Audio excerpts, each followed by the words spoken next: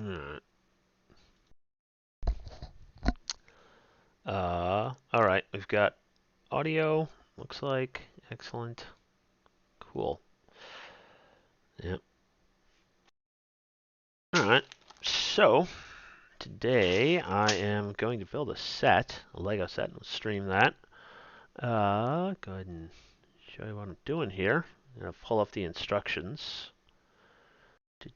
I actually started building it last night, and I was like, this build is so good that I am going to stream it. Because there's some stuff that I think is really cool in this build. This is the, it was a Kusu model, I believe, originally. It is the Caterham 7. It is a fantastic car. This car was featured in the opening of the original The Prisoner. Not the weird remake, but the original show from like back in the 70s, which is just a wacky blast. Good to check out at some point. Alright. Bunch of information, data sheets and stuff about it. And start off with some parts.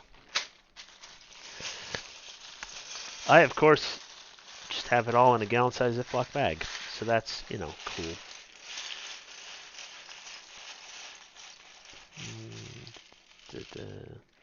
Yeah.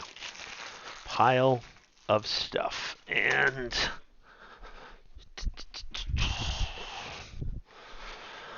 always a good idea to have a couple of brick separators around just in case when you're doing this. Alright. First off, we've got these jack stands. So it looks like we got 2x2 tiles, 4 of, 1, 2, 3. You can see that. Oh, you can't quite see that actually.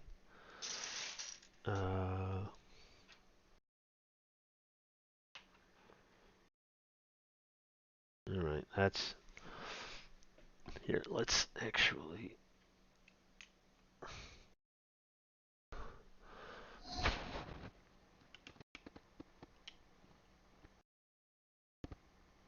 Close enough.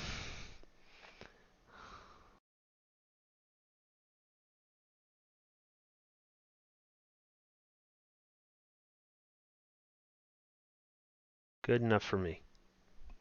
Stop rocking. It'll stop eventually. Alright, that's good.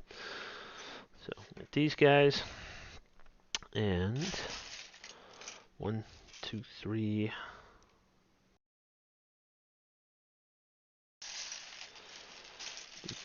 Where's the 4th?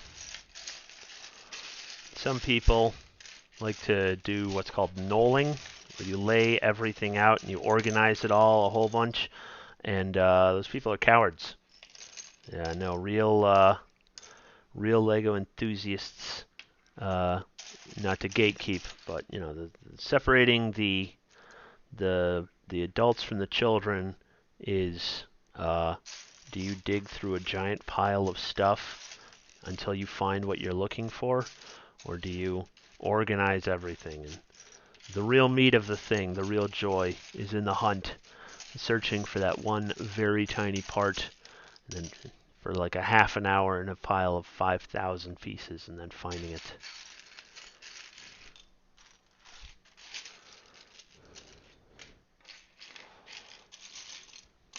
So I've got this thing, a lightsaber handle. That, here, this camera actually. This guy, I need 4 of that. I have 1. There are 4 silvery lightsaber handles out here. There's also a couple in, I think, black. Those I do not need right now. Oh, here's another one. Where are you?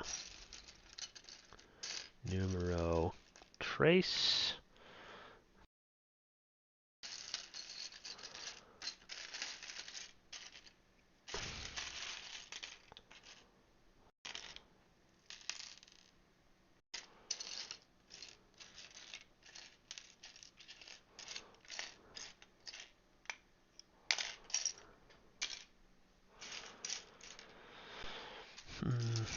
Well, I happen to know that these parts basically get set aside until like the very end of the build. So if I just put together what I've got right now and set it aside, that'll be fine. Then I can find what I'm looking for later. Yeah, if you do end up searching for like half hour and you still can't find the part, sometimes, especially if you are rebuilding a set that you had put together and then taken apart and are now putting back together again, it's possible the piece is missing. And even if it's a brand spanking new Lego set, it's something like literally 1 in a million. But it can and does happen that you'll be missing a piece. And so, sometimes it is best to just be like, okay, well, it's time to move on, do the next step, get as far as you can structurally speaking with the thing until you can't. And then, you'll have fewer parts out on the table or the floor or the carpet or the kitchen or wherever you're building it to worry about. See if I can find it. I cannot. Okay, fine. It's fine. Let's zoom in a little bit on this. Blow that up a little bit. All right. This guy. One of those. There, and this guy right there. 2.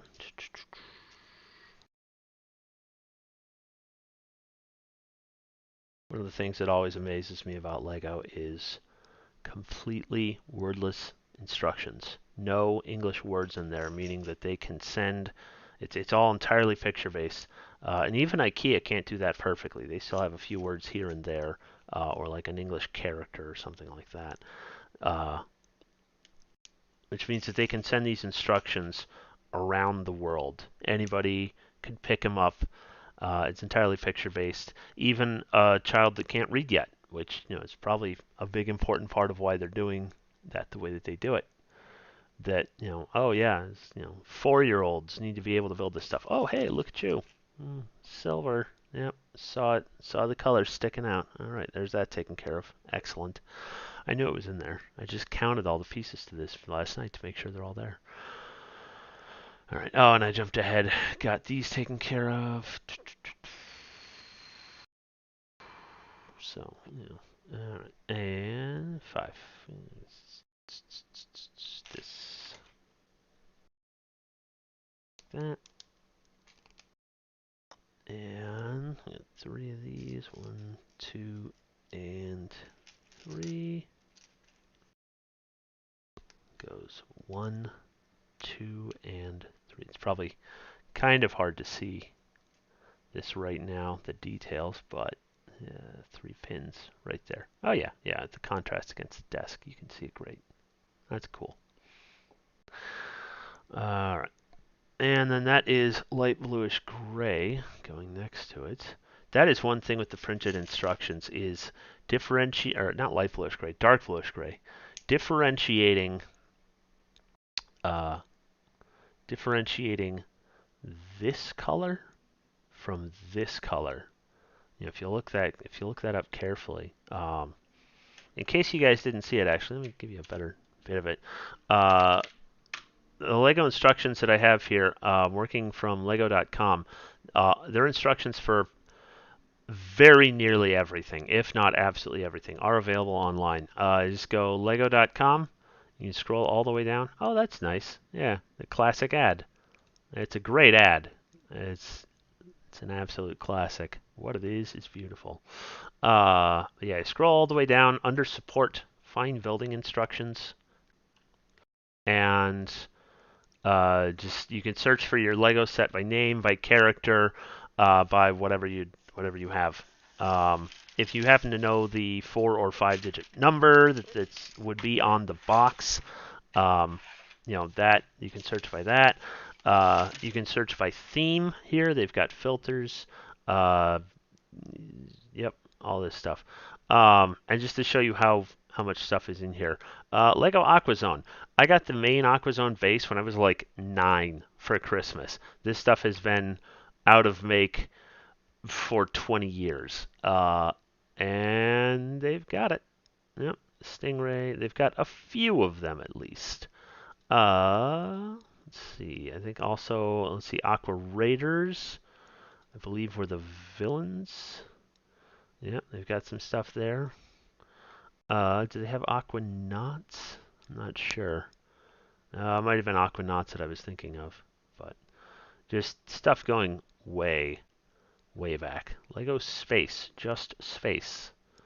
All right, we got a bunch of different stuff here. Yep, a lot of stuff in there. Anyways, snap back to reality.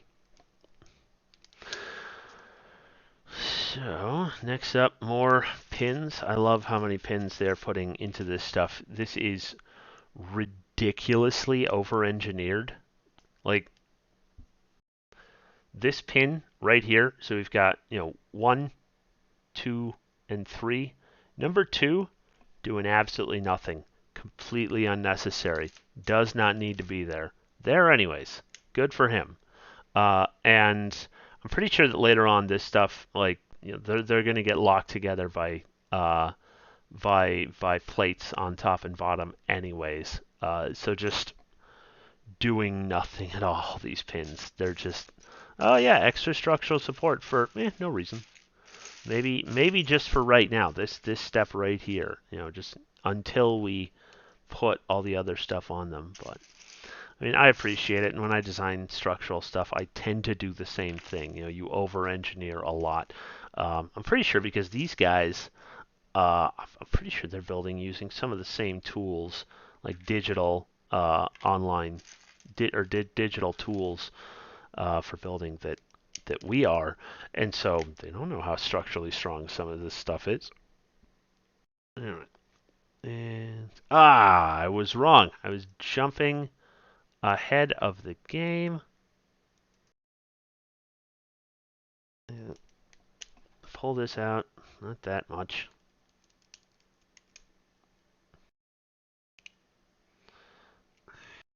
I voofed it. And I just built this part last night. What am I doing? I've gone mad. I was expecting symmetry. I was expecting symmetry, and I was wrong about that.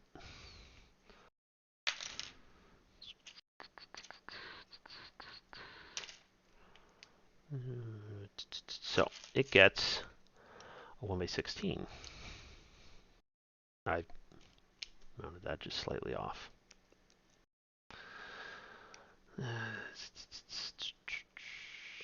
There. Now, let me put this stuff in here. So we get that long brick. That stuff mounted like that. Yeah, real long brick. The 1/16 Technic brick is probably one of my absolute favorite things. Put the mouse over here. It's such a fantastic brick. Fun fact, the Lego base plates, the smaller size, or like the regular size base plates, are 10 inches by 10 inches and 32 studs by 32 studs. So a 16 stud long brick, 5 inches, exactly. Works out nicely. Now, let me do this. Oh, I've still got a pin stuck in there.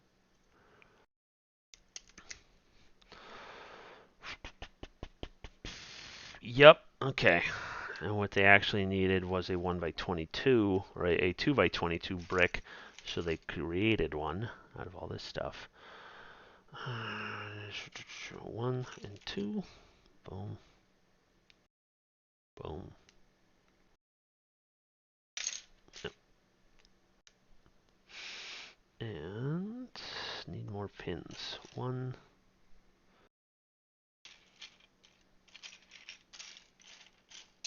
2, 3. 1, 2, 3. Just goes right there. We've got a nice long vase there.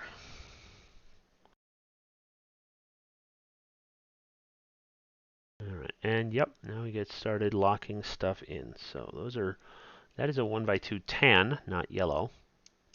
This thing, you can see mostly yellow, but also there's a little bit of tan in there, as compared to, put them in the same camera here. So these are the two colors. That one there is tan, this one is yellow, and there's like 20 some 1x2 tan plates. No other tan pieces, just that. Just that. There. Dark bluish gray 1x4 plate. Where AMSQ? That is not it. That is it. There we go. And that 3x4 thing. That's a minifig stand right there. Those were created for the collectible minifigs, and they just happen to have found an actual use for one in a set. So like, go them. That's cool. There we go. Yep. See, we're starting to lock these in. So those Technic pins are just not really doing a whole lot. I don't remember if we're going to put something on the bottom or not. But if we didn't have the Technic pins there, we would just put a plate across the bottom of it, just like a 2x4 right there, and they'd be locked in solid as you like. So, yeah, all those Technic pins, just for not much. But I'm pretty sure that Lego is able to make those things for insanely cheap, even compared to how much it usually costs to injection mold plastic, which is insanely cheap, especially at the kind of volume that Lego does. Think about how many of that little black friction pin they crank out every year. You see one in most sets. I mean, this little guy, just an insane number of parts get made of it every year. Okay, so I'm looking for a shiny grill. Here we go. Gotcha. And a couple of brackets. There's one. Go there. Where's the other one? A pile of black there. I'm sure that shows up great on the stream. Don't care. Where is it? There it is. Yeah.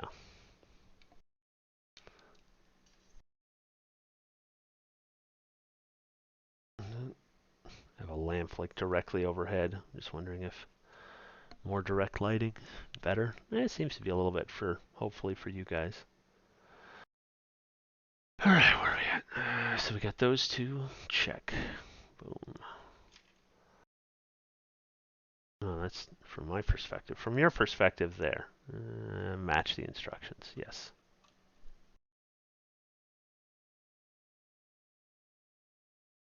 All right. 1, 2, 1, and 2. Get those. All right.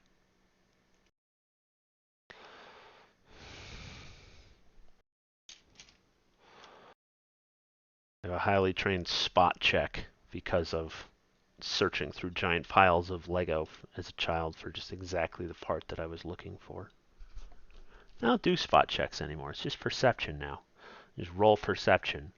Oh, do I hear something through the door? Roll perception. Do I see something coming from a long way away? Roll perception. And okay, consolidate the skills. The skills were getting, big, kind of ridiculous, but I think there's some stuff that was nicely differentiated. I liked all of the various knowledge things being just a little bit separate. Yeah. All right. So, what is happening here? And that was all of that. Yes, it was. Look at 13. That. The one side. Put a pin through that, and on the inside of it, we get this 3L lift arm. And those each go right there. There's that. That. Where's the other? There it is.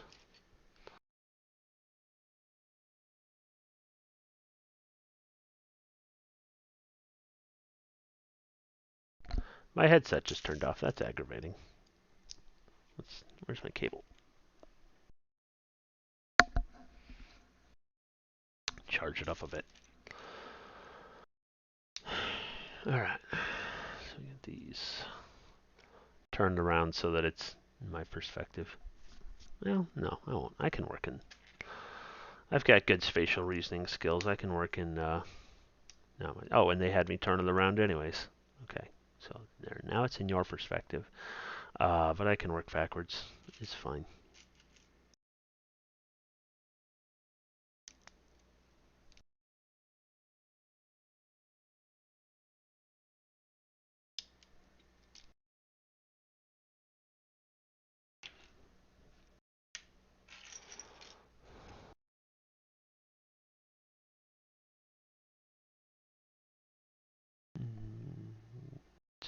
So I think these are 1x10s, I want to say. 2, 4, 6, 8, 10. Yeah, 1x10s.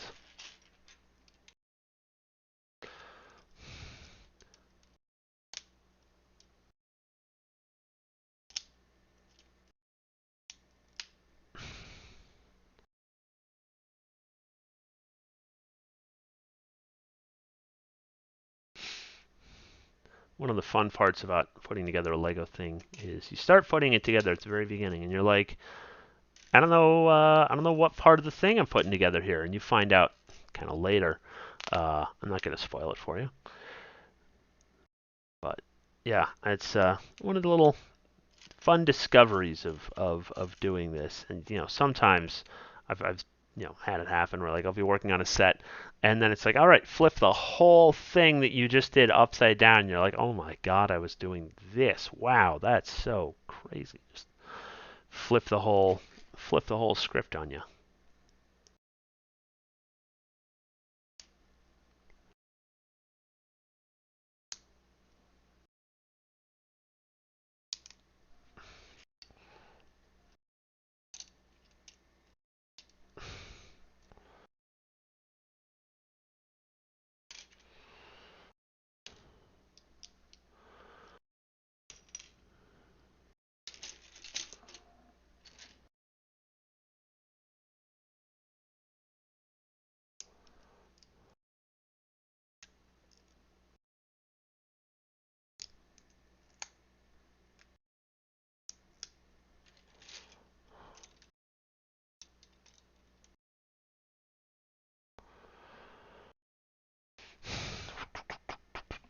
All right, bracket. This thing 1x6.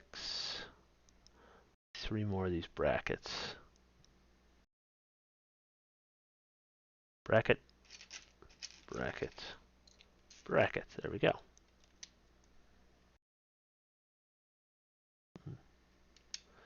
2, 3 more. This in the back. This in the front.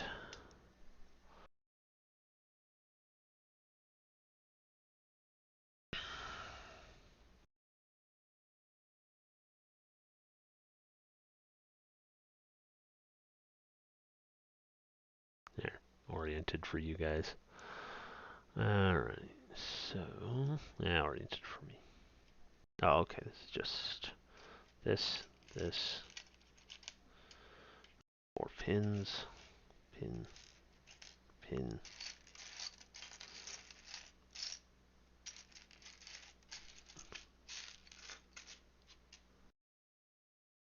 Where pin? Where pin?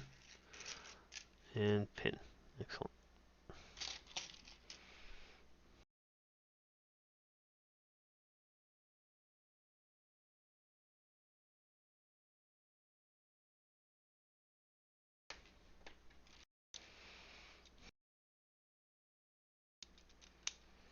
Now it's just going to lock that in. That's a fun fact about building. The distance, so the holes in these guys, in lift arms, are spaced the exact same as holes in Technic bricks. Exactly the same. So this is 1, 2, 3 studs. It's the equivalent of a 1x3 plate. It's got the same footprint.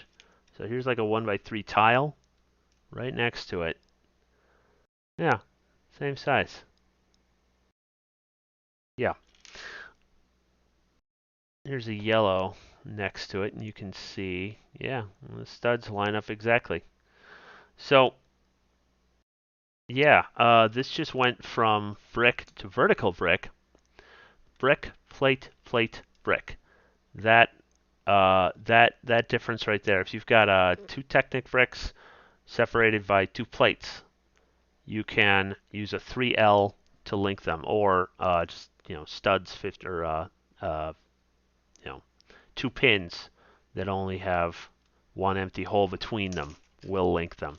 Also, the same distance between the holes in a Technic plate, so you could use that to do the same thing. And of course, like I said, there's regular old studs as well. One notable thing is that here we go. So we got here a brick with a stud on the side. The stud here is the exact same height up from the bottom of the brick as the holes in Technic bricks. Exact same. So I could have this guy and then 2 plates and then one more of this guy and just toss a little 1x3 right on there. And it would work perfectly. In fact, let's just tech demo that real quick. I know I've got one more of these out there somewhere. I don't want to take too much time away from the regular build, but it's a really fantastic little factoid. So there's 2 plates. Flatten that a little bit. Where is no? Oh, I'm fairly certain there's 2 of them out there. I'll use that. Oh, well, here, this will work. Alright, so this has got studs on both sides of it, but nonetheless, so we can do that. And that just fits perfectly right on there. Flatten that out a little bit. Perfect fit. Yeah.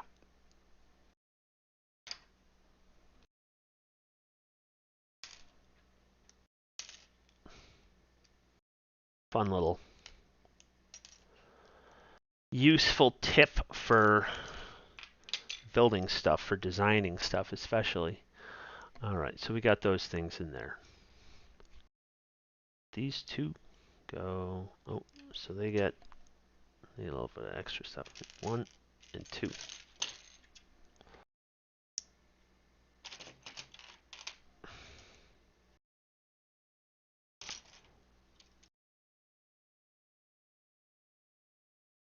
Go right in there.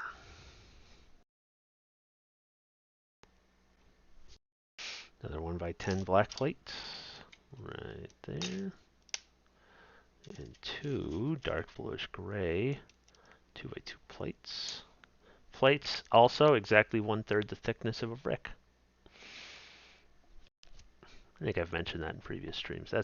That is, I don't know why I bother saying that. That is like when you start learning, the relationships of all the pieces to each other and how they can fit together. That's like the first thing you figure out is that it's 3 plates to a brick in height.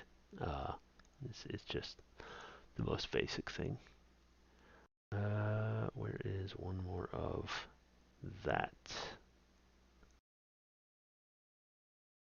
There it is. Over there. And oh, I see where those are going. It's got 2 tan plates that are going to go there and there. Boom, boom. Well, look, an axle. This is a weird axle placement, as I recall. So we got a long red axle, and we've got these. Where are they? These like double pin jumper things. Here's one. That's all I need for right now. Slides over this axle into these guys, and this slides in the other side, and now we lock it in with another one of those. Where's the other one?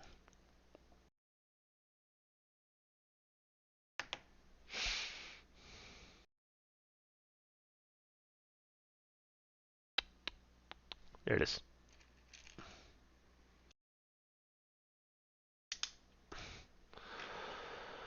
It's locked in. All right, and we got two of these guys. You can see there's a little bit of artwork on them. Another one.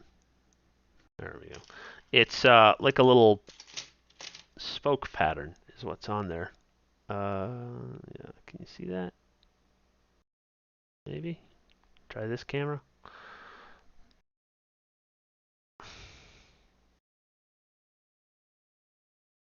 Yeah, you can see like some little dots in there. Can't get that any higher. That's slightly better results. So yeah, there's like little dots in there for kind of a spoke pattern for old school car wheels that had actual like spokes instead of just a giant solid rim.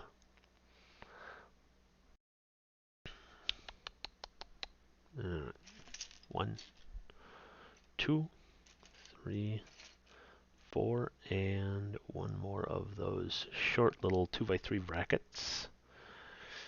Where is it? Here it is. This goes there. Yep, there. And we got these guys going there. There. There. There. All right.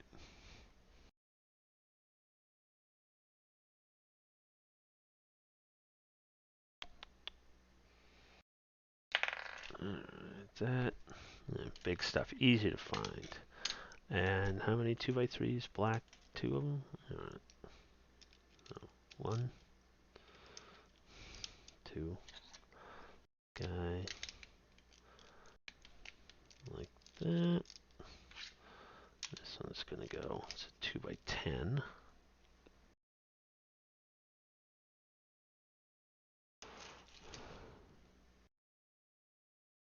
Alright, 1x1 black brick. I need 2 of them. Here's. Nope, that's got a hook on it. Clip.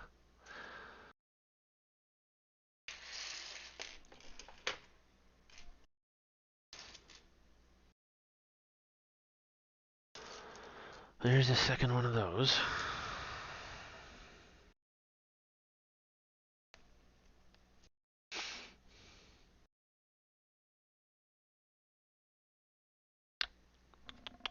That and that. There we go.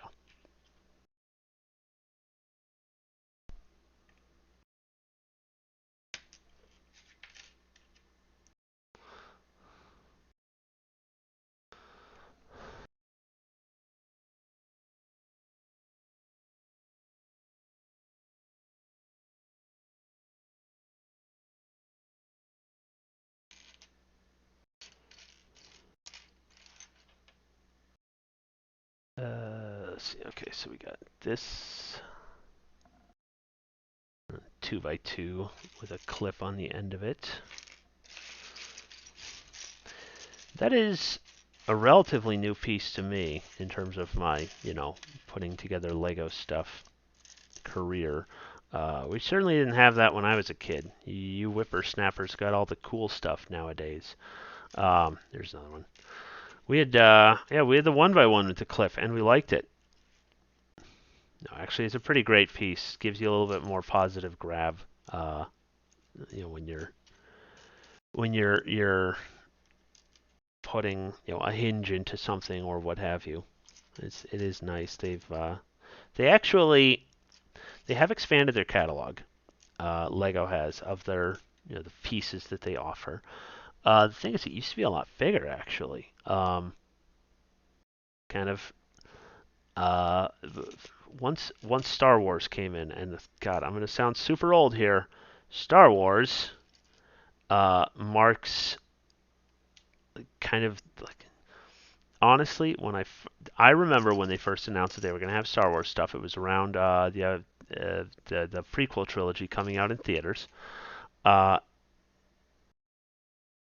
Eat me, Rob. Um, I remember when that was coming out in theaters, and this was the stuff that was uh, they were making Lego Star Wars, and I was like, what? No, space has always just been. They've had their own thing that they do. They just make their own cool stories, and now they're telling somebody else's story. I don't know about this. Obviously, it was the best thing for that company, freaking ever. It literally saved them. They were there reportedly. There was a time back in like the 90s when they were months away from bankruptcy, and according to rumor, basically. And obviously they got through that. Uh, and the way that they did it was, largely Star Wars. Star Wars is still their absolute bestseller. Notably, they've got, a bunch of other licensed properties as well. You still see space sets. You still see some custom, like, space-themed stuff, but it's never, ever going to be as popular as Star Wars, which makes me a little bit sad. But there's good building stuff that goes on in there still. There's creativity in Lego still, which is heartening. I was wrong when I was a small child. It was not the total end for the company, and really a lot of the stuff they've done since then is cool. But yeah, so in terms of the piece count in their catalog, huge amount of their stuff had.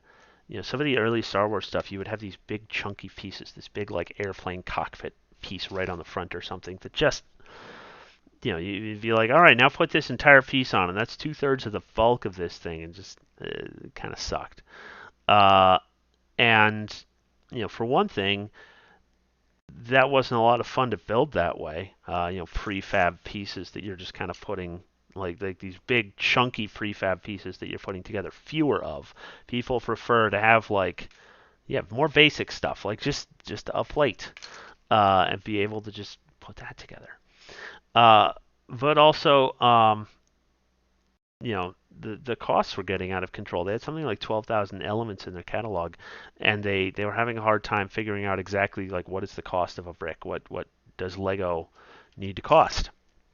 And they ended up purging like a third of their catalog of bricks, took it back to really just some basics.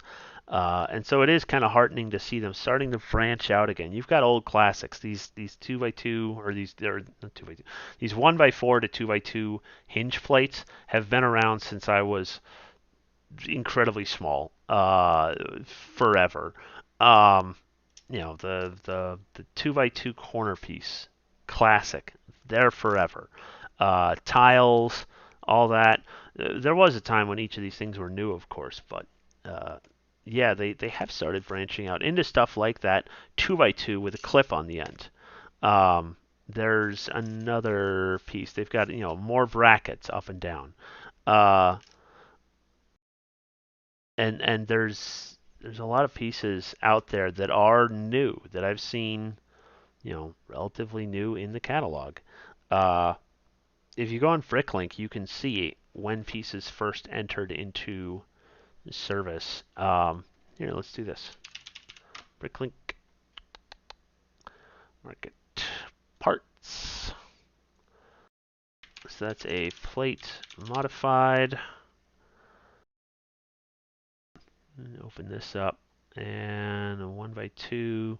So yeah, we got like this 1x2 with double clips here.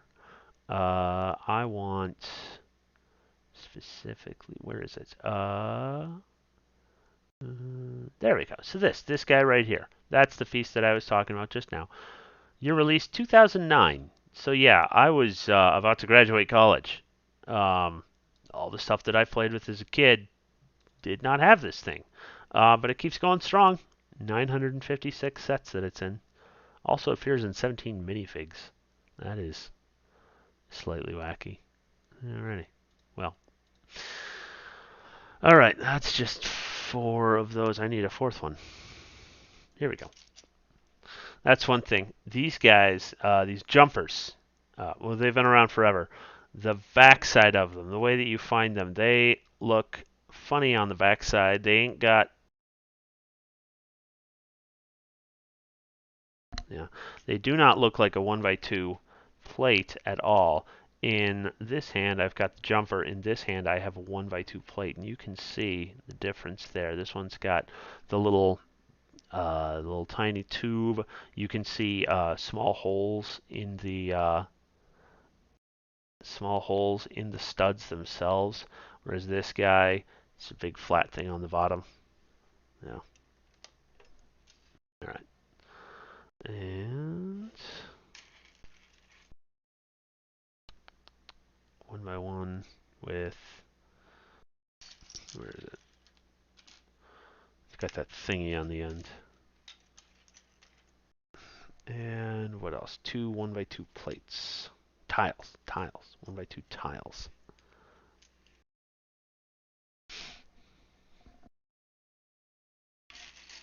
There's one. Where's the other? There's the other. Alright. So these are going there. What's there?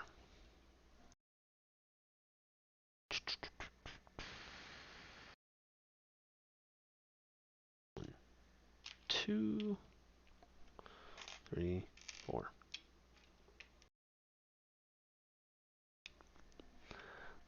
And also it's going to be a black grill.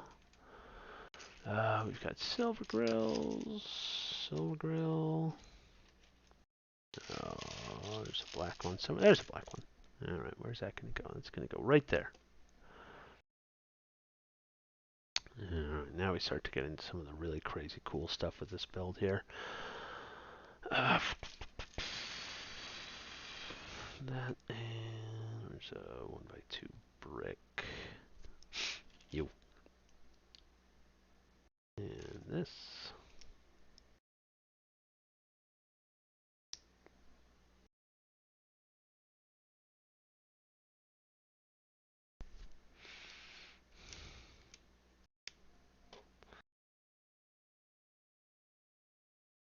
One by three. Where is? There we go. And a third one of these, third arch.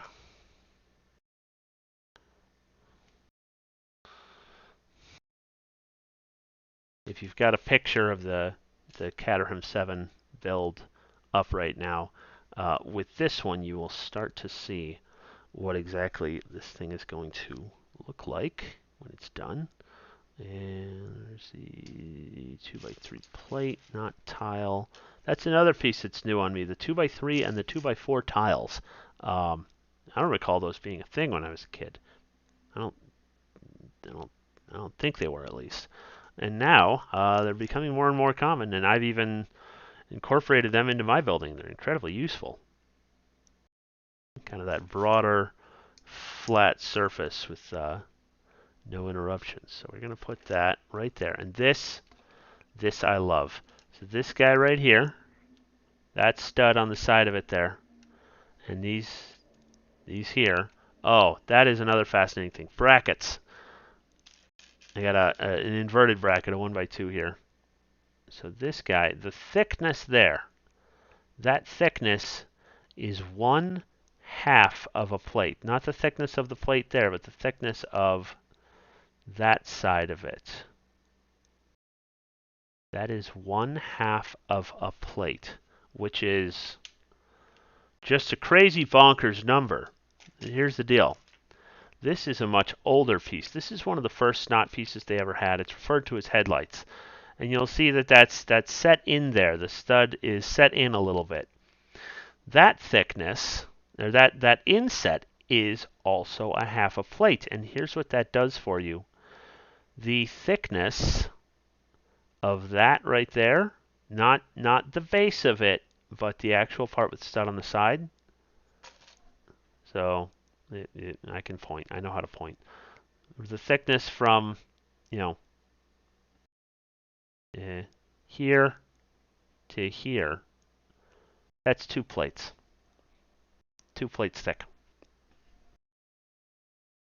Which means that a brick is, all right, one stud is 2.5 plates to a side, which also means then that two studs is 5 plates. So let's go ahead and demo that for you real quick here. And so this is, we've got a plate, or a plate, a brick, and a plate. And here, two studs. Nice and easy. In fact, here, let's top this instead with a tile piece. And I can hang on to it nice and easy. Samesies. Yep. Crazy stuff. Crazy stuff. So this thing, so they have designed this so well. This thing is a half a brick over, which would be 1.25 plates, and then this thing is inset by some amount. I don't know exactly how much this stud recesses from the plate by. I would suspect that it is, again, your half a plate.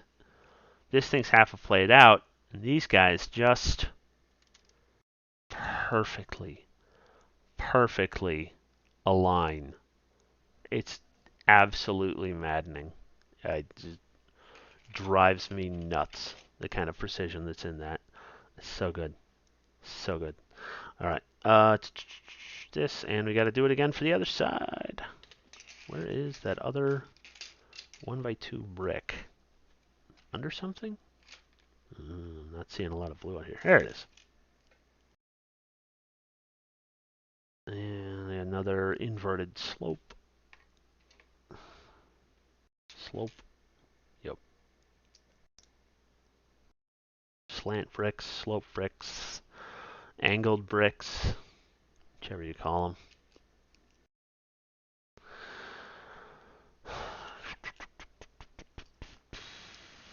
One, two, and then we get a 1x3 plate.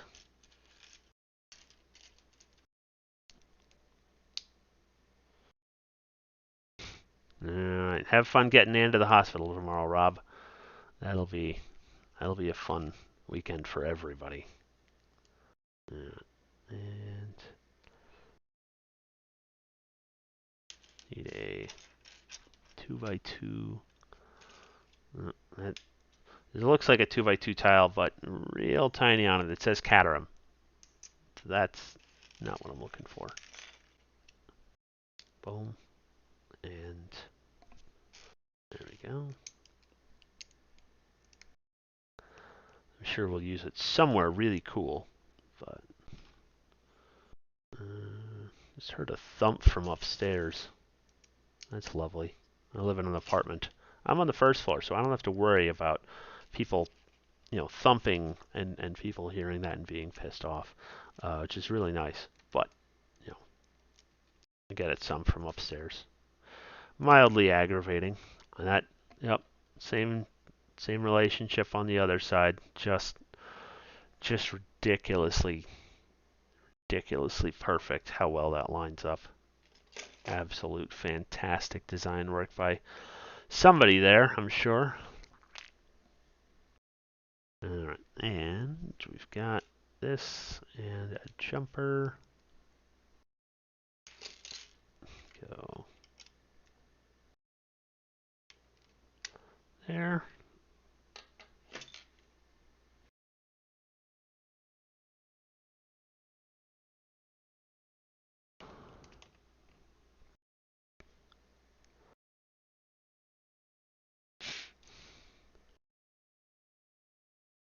Let's see. Got so these are 1x2s with the vertical friction hinges, I believe those are called. That is a piece that was introduced at some point while I was a kid. They're a really great piece as well. The little friction hinge thing kind of locks in place at 22.5-degree angles. Where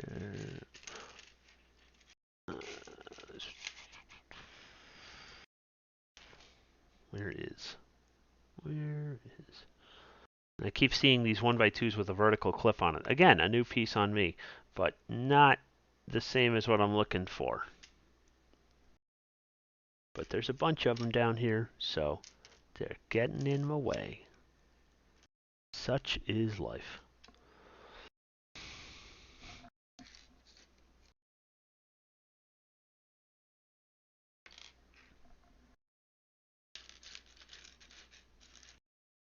Oh, here we go. You can see the difference here. That is not an empty clip, it's solid. I need a second one. And I believe there's only 2 in the set. So now I get to go find the last one. That's great. That's a clip. There we go. That was right under my nose the whole time. Love it. And a 1x6 plate and 2 1x1 tiles. 1 and 2. There we go.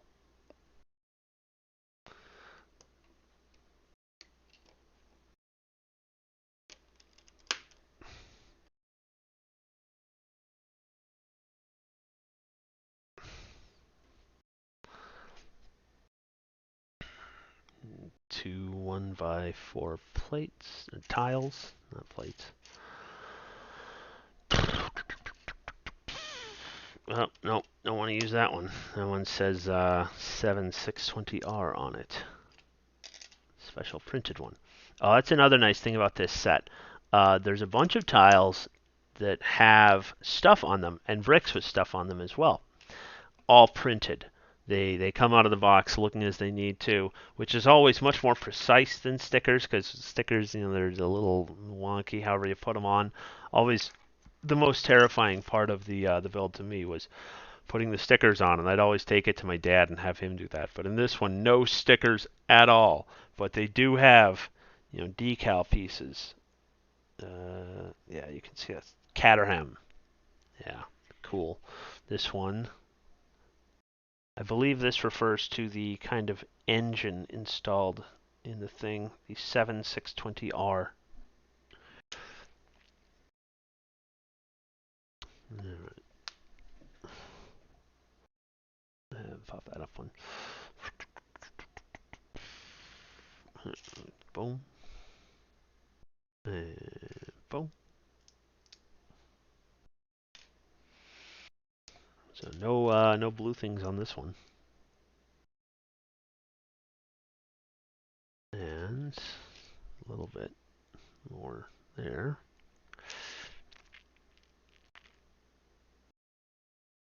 One by 3, there we go.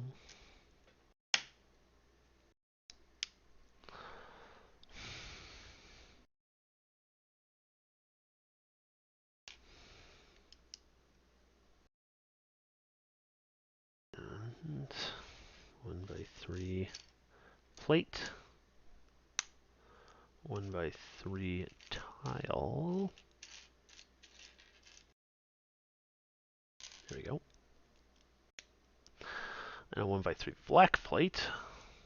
Building a tail light is what we're doing here, if that wasn't already obvious. And transparent, transparent, and transparent red.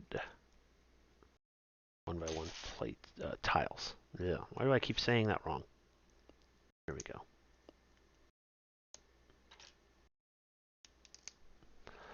Let me get that. That.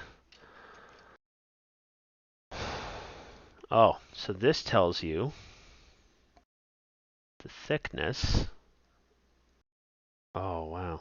So this tells you the thickness of that little guy in there. Look at how tight that flushed seal is. That's practically flush. They had me put 1 extra plate in there. So, here, pencil this right there.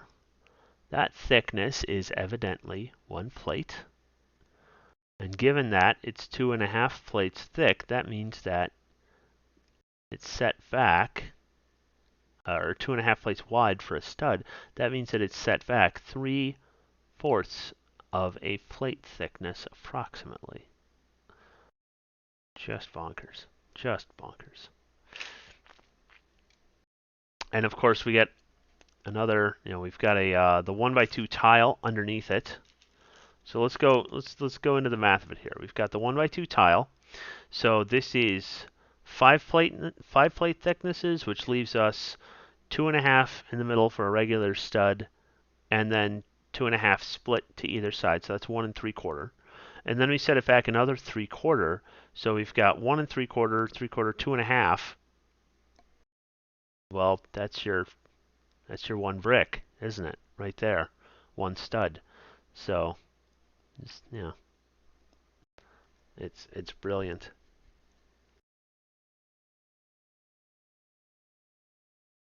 Some great math. I might be doing that math wrong in my head, but I don't think I am. It makes sense, but at the same time, it kind of doesn't. It breaks my brain a little bit, is what it does. Maybe I'm getting entirely confused. Somebody throw a comment in on it on this thing or something if I'm utterly wrong about the math of how that works. But yeah, it's a cool building technique, getting fenders like that. And the entire reason for it, this piece right here, it's got this 2 stud topper on there.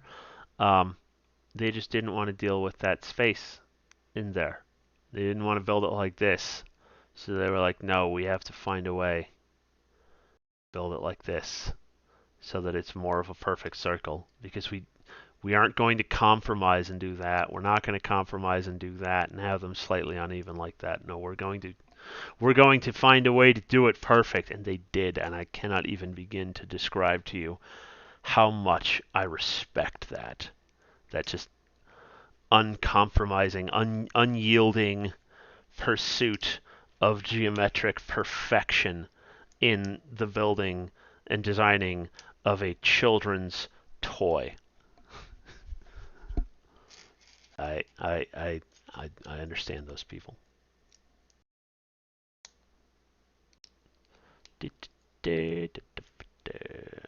got another arch there. We've used a total of what? 3, 6, 9. So this will be 12. There's a total of, and then 13, 14. Yeah, and that'll be all for the arches, I do believe, because there's a total of 14 of them in the set. Still have a bunch of stuff to build on this bad boy. There's another 1x3 tile. It's a 1x4, 1x2. It's around somewhere, I'm sure of it.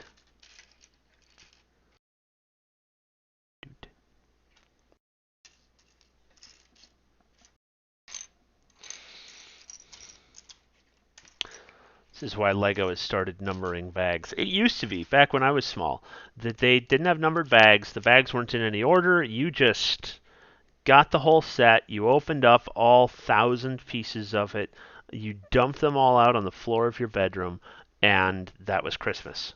It's like, all right, sort through all of these, trying desperately to find the, one piece that I need to be this part, and just, yep, that was how it was back in the day. They also didn't used to do multiple rule books. The sets got bigger and bigger and bigger, and they eventually started doing multiple rule books, or multiple, not rule books, instruction books, instruction booklets, and they would just have numbered 1 through 5, just less cumbersome, easier to deal with. But man, there were some out there that were just ridiculous. Hello. Hit click. You got the kids with you? And Nia's here.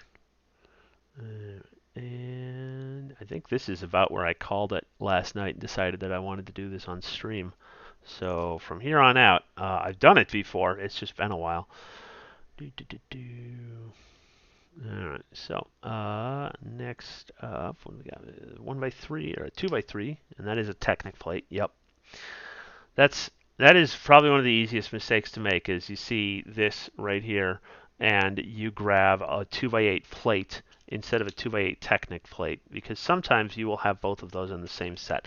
I don't think this one has any regular 2x8 plates. It does have 2x6 plates, but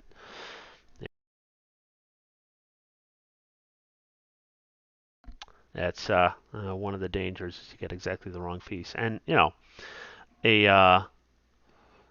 you go the other way around, and that's really the worst, because obviously a 2x8 Technic plate will work absolutely fine for whatever it is that you need a 2x8 regular plate for. But when you need that 2x8 Technic plate later on, and it's halfway inside, buried deep down under a bunch of stuff, you're just hosed. Because you need it because there's going to be stuff going through it. Yeah. And you're going to need it to have holes in it. And it actually looks like in this case they're covering up all those holes. My guess is there are a bunch of other 2x8 plates in here, or 2x8 Technic plates. My guess is that they just didn't want to have two different kinds of 2x8 plates. So they're like, well, in that place where you use a 2x8 plate, the only one in there, you've got like 3 other 2x8 Technic plates. Let's just be less confusing and only put in the Technic plates, which works out nicely. Okay, so I need to concentrate here. I'm looking for a hinge brick, the bottom of a hinge brick. It's around here somewhere, I'm sure of it. There's the top of a hinge brick. There's the bottom of a light bluish gray hinge brick. I need one in black.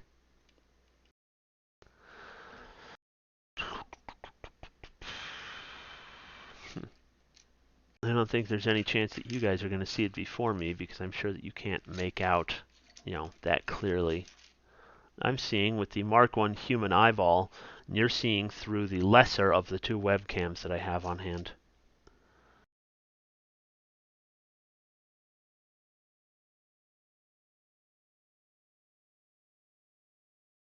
Oh, it's got to be here somewhere. Here, we can gather these while we're doing it. These jumpers go out there. Is that a jumper? It's not. Over here. No, no. I've got like three gray hinge brick bottoms, the light bluish gray ones, but that is the wrong color as far as I can tell, which aggravates me. It's got to be around somewhere. What am I building? It's the Lego Caterham 7. Is that not in the the title of the thing? I thought I put it in the title. Oh well, whatever. It's fine. Oh, yeah, that's wrong. Yeah, okay. I don't know why it. I'm gonna have to rename that later. Can you rename things? I hope so. Manage videos. Yay, learning about streaming while streaming. Always super fun.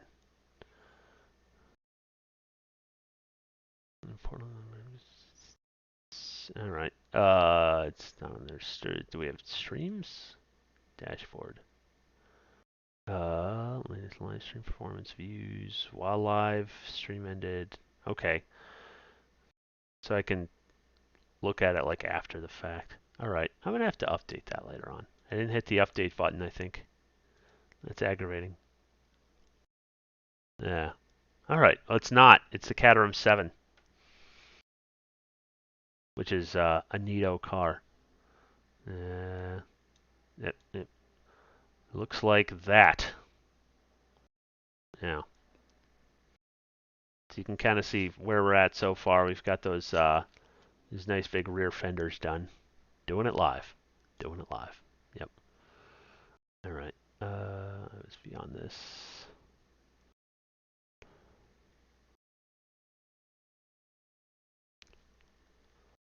A slight sneak preview of stuff.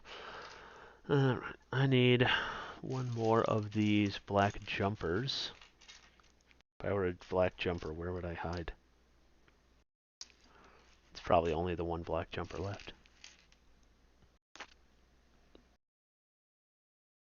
I counted all the pieces last night. I know that it's got to be out here somewhere.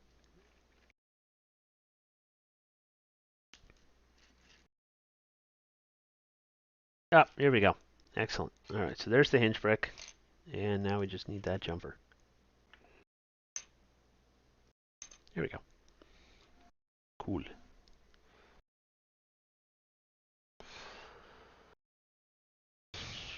And we've got a clip and a 1x1 plate. So I think we're building internals here.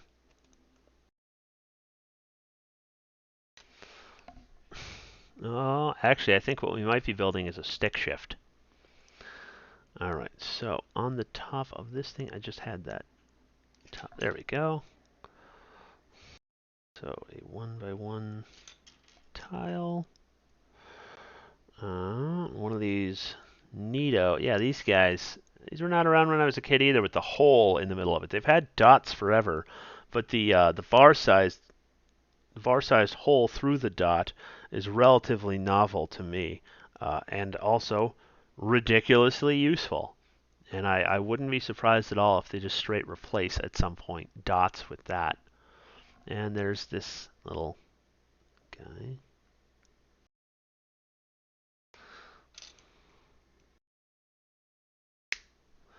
And we've got one of these. So I believe what we're looking at here is a stick shift and a parking brake. Yeah. Right, so this goes down there, this forward, and this gets 2 studs of space, and it goes right there.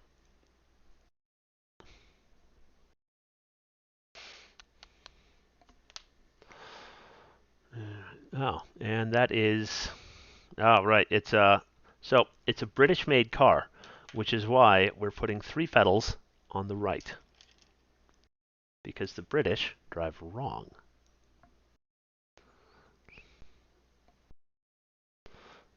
So 3. This is another piece that I remember the introduction of.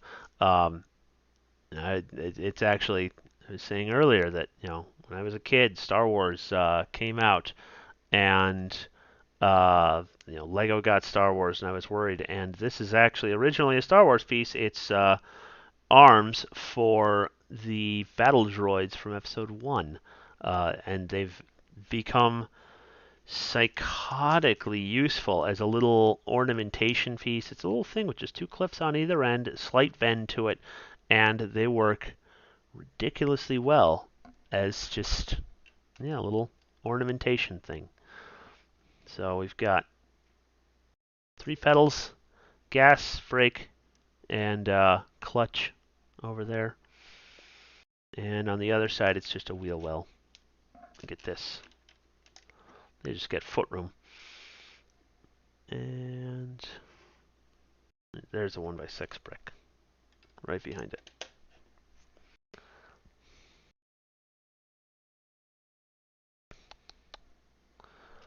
Brick. This is an interesting set. When I was going through the pieces, I noticed it's got this left side wing, that 2x4 wing up there, which is where? It's around somewhere. It's got that, but it does not have one on the other side. It's slightly asymmetrical. Yeah, so we've got the brick that goes on this side, and then on this side we'll get, this wing piece, and a 2x6 plate. There. Lock all that stuff in. 2 1x2 dark bluish grays. And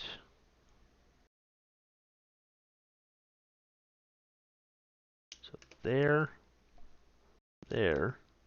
Interesting. Yeah, I like that little offset. That's nice. That is something that when I'm free building, asymmetry doesn't really occur to me very much when I'm just like free building a spaceship out of nothing or something. I don't get too many asymmetrical ideas, and it's something that's worth challenging oneself to do, because asymmetry can create some really cool stuff. I mean, the Millennium Falcon, the best spaceship ever, objectively, fight me, is asymmetrical. It's got a cockpit hanging way off to one side, and that's really cool. So what else are we looking for? A 1x2 wedge. Where is that? Wedge piece. Here we go. That goes, yep, that goes there.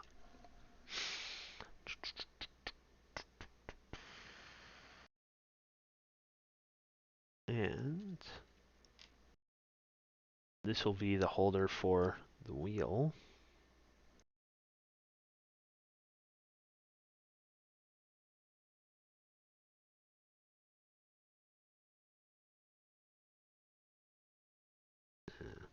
Well, I wish I'd checked on the title earlier. I would have, you know, stopped streaming and then started it again.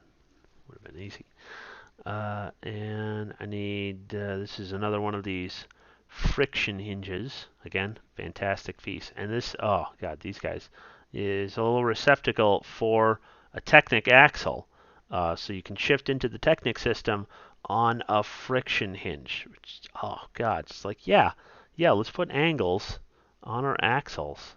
We can just have them pointed wherever we want. Absolutely stellar. Love it. It's like, I'm not being sarcastic. It's so good. There we go.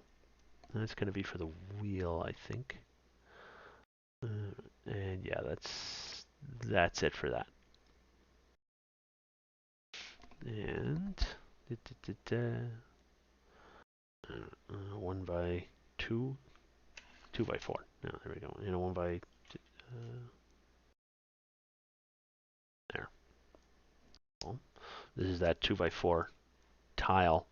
Big, expansive flat, relative to Lego scale. Very useful for, if you're trying to do certain things visually. Also, nice big flat area if you want to do like some decoration, a custom sticker or something. It's really useful for that. I need a grill there. And another one of these 1x2s with the long 1x2s with the clip on the end. I know I saw one around somewhere. Here we go.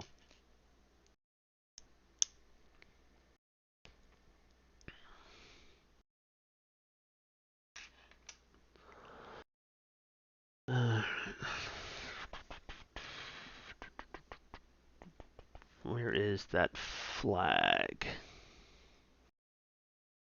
Around somewhere. Flag. Flag. These flags, these guys have been around for a very, very long time. I would hazard, I mean, they may have been ever so slightly redesigned since then, here or there. I know they changed the shape of the clips, which, like the standard clip that's in everything. You've got these little 1x1s here and all sorts of stuff. They've had a couple of different slight changes to the exact geometry around the clip. The standard size bar is still the same, of course, but they'll change kind of how much supporting structure is on the side of it and that sort of thing. And that has changed a little bit through the years. So they might have updated like the exact design of the flag, but this shape, this sort of half triangular thing, has been around since Castle, way back in the long ago. There we go. Like the early 80s, if not even the 70s. Just ancient history. That is a white, not transparent 1x1 tile. There we go. And the round tiles. The round tiles are new to me, relatively. We didn't have those when I was a kid. Alright, this is gonna go there. Nope, one further back. Ah.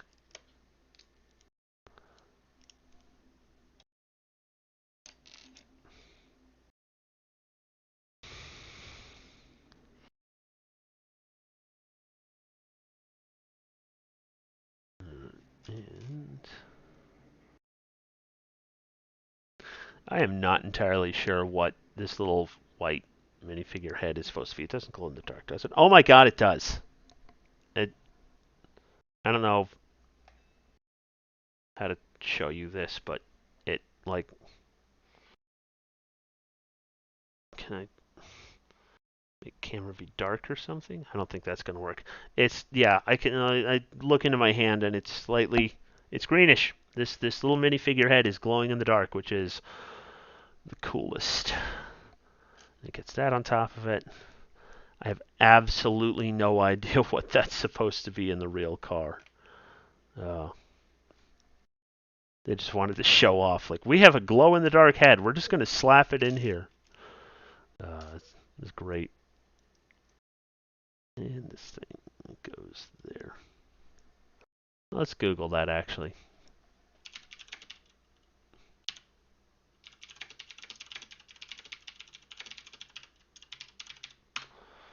Oh yeah, I was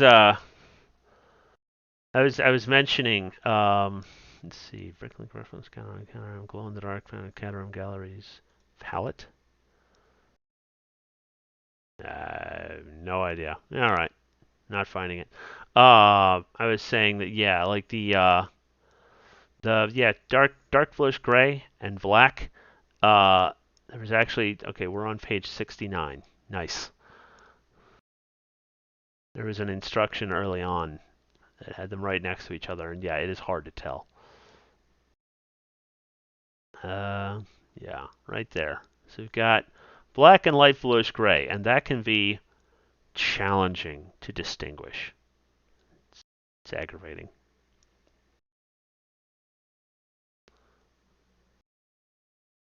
All right.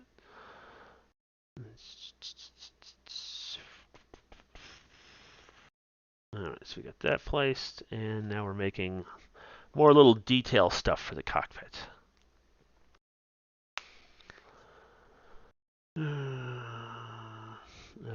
Let's see. I know I saw that thing. Where was it? A little. There we go. Yeah, this is. I think this is also relatively new. A little 1x2 with a Technic hole in it, which is, again, another way to just get Technic into your stuff. And this thing, it's actually got the same geometry as a Technic brick. It's lifted the same amount above the bottom of the brick as a Technic hole in a Technic brick. Obviously, it's not centered. It's off to the side. That's not without precedent among Technic bricks. There's 1x1 Technic bricks. There's 1x2 Technic bricks. Oh, here's one. Yeah, a 1x2 Technic brick with just two holes. So these, like, they line up perfectly, these two holes. Yeah. So, yeah, they line up fantastically well. I don't know how well you can see that. But yeah, it works great. It's a wonderful little piece. Super good for like if you need to kind of clamp some plate down, you put a Technic brick down below it, put this thing on top, and then just lock a Technic thing right into those. Real good. Especially the idea of like it's on top of the rest of the Technics or the rest of the plate. Where is it? Okay, and I need cheese wedge. I need a real wedge of cheese too. I'm hungry. I'll eat after this. Let's see.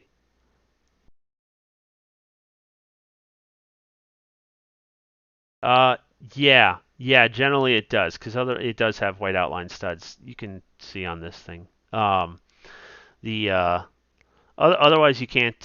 You wouldn't be able to see any of the studs.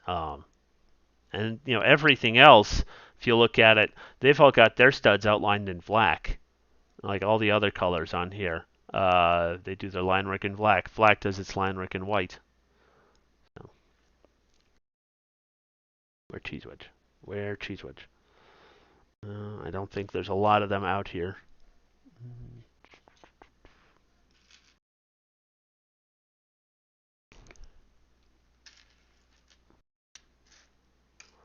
Little tiny 1x1 thing. Well, it's not the worst thing to move on at this point because I'll find it later, this little cheese wedge part, and it doesn't have any studs on top. It is entirely ornamental. It's only one stud wide, so like it I could put it on at the absolute very end of this whole thing, and it wouldn't be an issue. So let's just do that. And we've got another black. I don't know why my headset keeps shutting off. That aggravates me. There's a black grill and a 1x2 black brick. I should probably just be going with like my webcam microphone. That would probably be easier. Oh, here's that cheese wedge.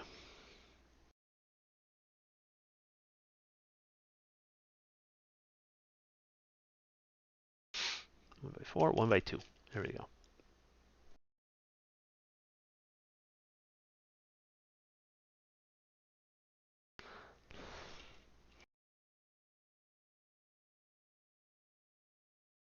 Move that a little bit more into frame.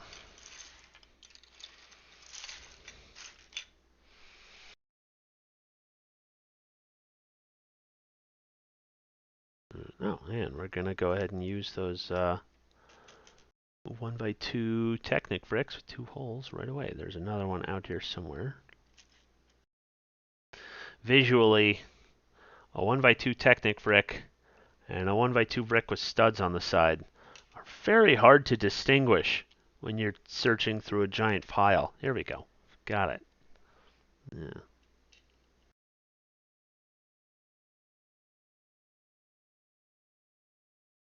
And we slap a 1x4 on top of them for structural reasons.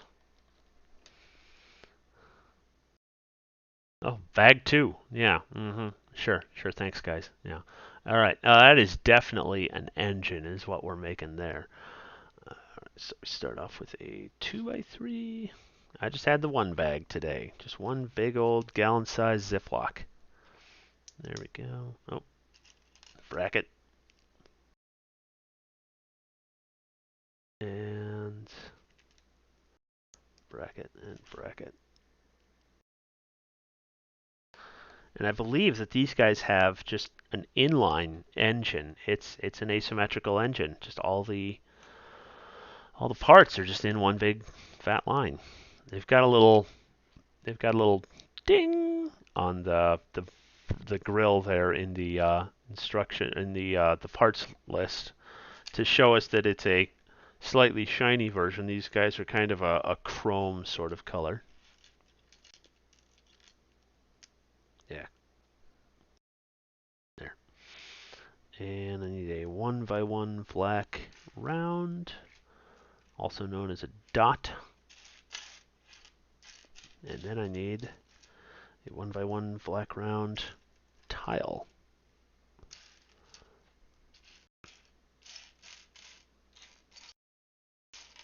Alright, here's the tile. Nope, never mind. That is, I believe that's going to be the center of, this one has printing on it, is what's up with it. It's got a little, maybe that one's better. Yeah, you can see that one a little tiny bit better. So this one's printed again. Don't want to use it yet. It's got kind of a bolt outline pattern. I think it's going to end up being the center of the steering wheel.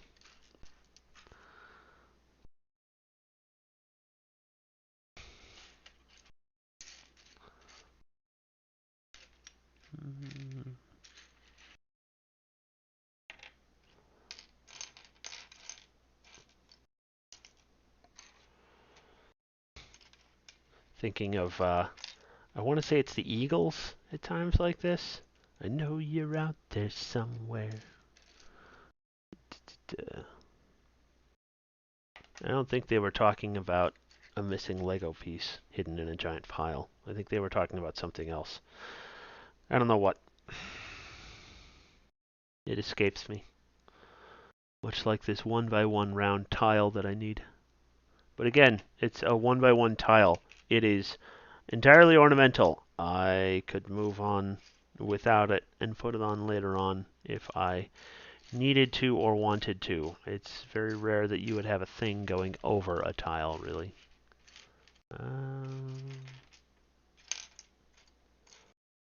Let's go ahead and do that.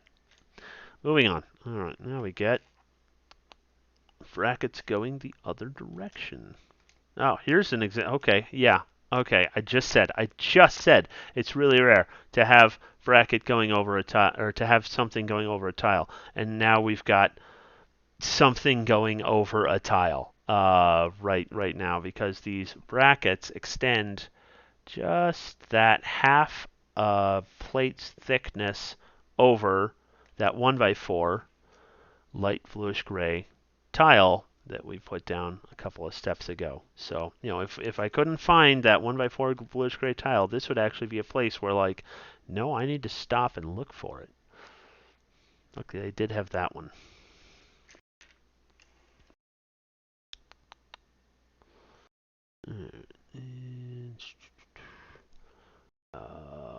Dark bluish gray, there we go.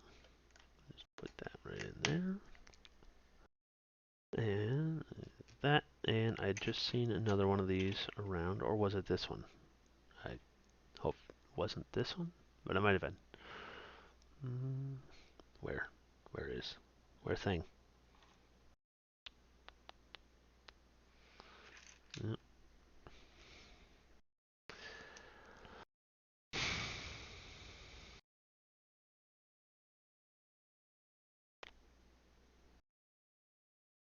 Looking for another 1x2 sloped piece.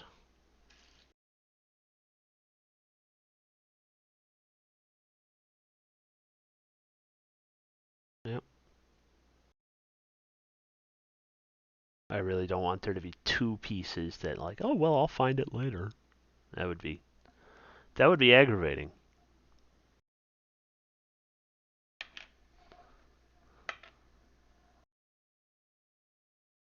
Pieces can get inside these tires sometimes, so kind of important to make sure that you haven't got anything stuck, like, in there.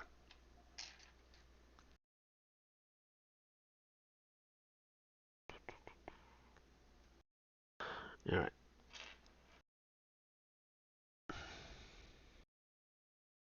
Oh, we've also got, where's it? This guy.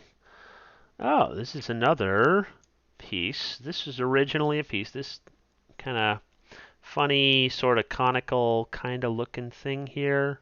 Oh, she's going. I'm talking to nobody. Oh well, it's fine.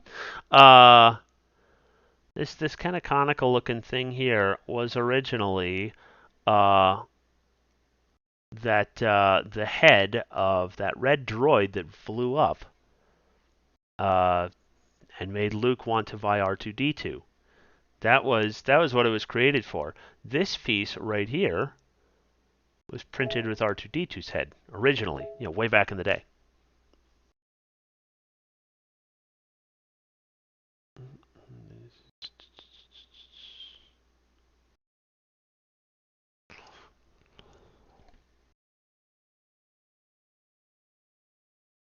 Hmm. Yeah. So yeah, those were droid heads, and now they are very useful. Little detail, like embellishment pieces, fun stuff. All right. I am now looking for. So we got those. Let's move on. All right.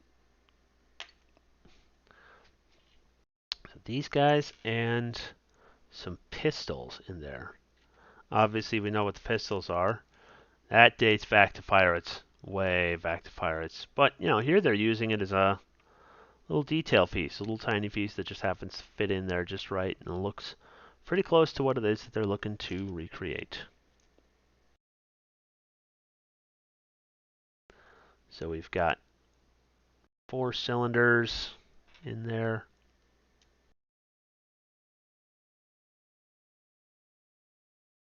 Goes there.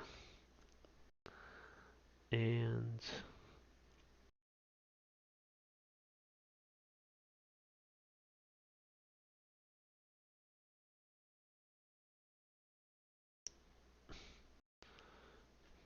one more pistol, and there we go.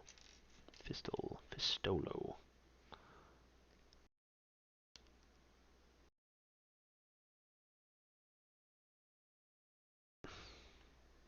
Come on. It's going to make it slightly difficult to get that. Oh, speak of the devil. Slanted piece that I was looking for. Just get that right in there. Good. Taken care of. Those exhaust, I think that's actually what they are, is little tiny exhaust cylinders or something like that. I don't know. We'll see. We'll see what exactly those correspond to.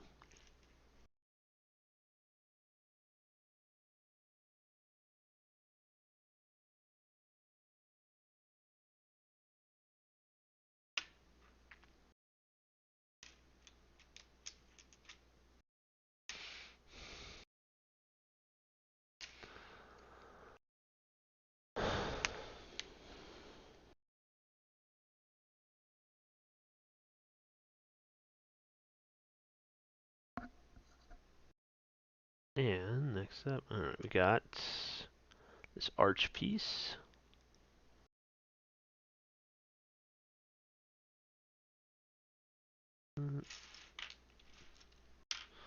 A 1x2 plate. Where is it?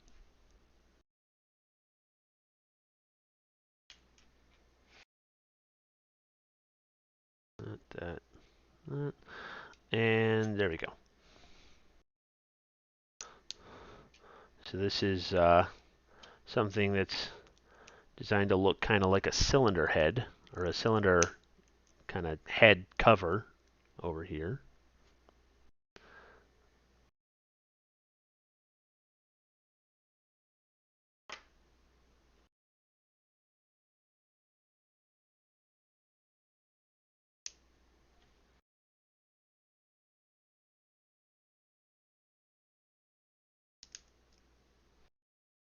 And we've got that printed. There we are. That's 7620R.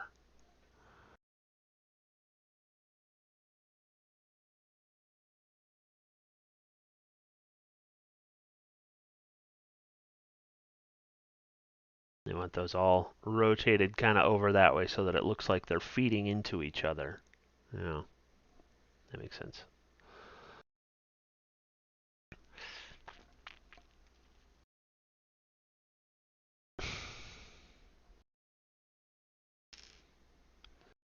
And on the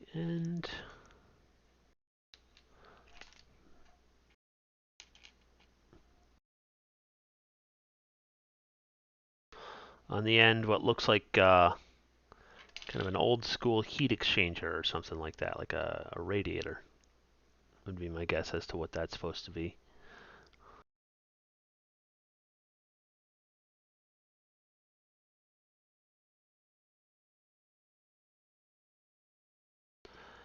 It's a ridiculously small car, the actual car itself. Uh, so my guess is that it might be. I mean, it's a sports car. It's got a lot of power to weight ratio, but that doesn't mean that it has a lot of power.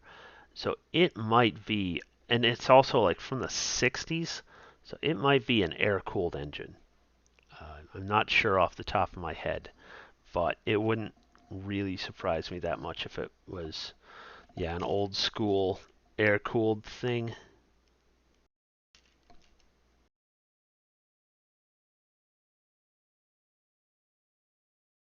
And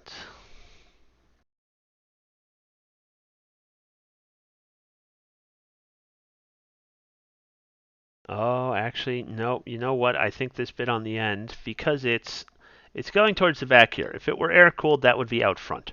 I mean, it probably is still.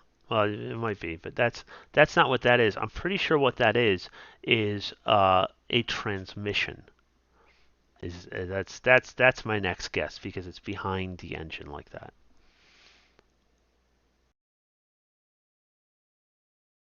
And we've got a length of flexible tube. It's going to go, okay, it's going to go in there and then out there.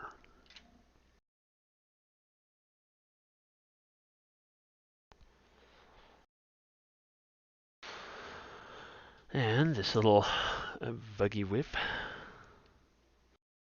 there to there.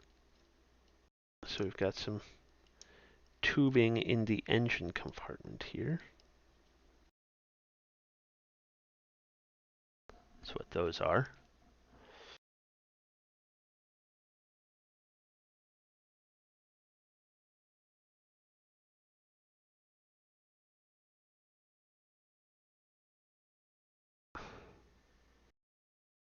And one, two of these go there, there. Still see that? Yep, sort of. Let's pull it like closer to me. Let's see if we can get this thing out here a little bit better, like that. Yes. Still on the lookout for that round 1x1 tile piece that needs to go on there as well. Hopefully that isn't just gone.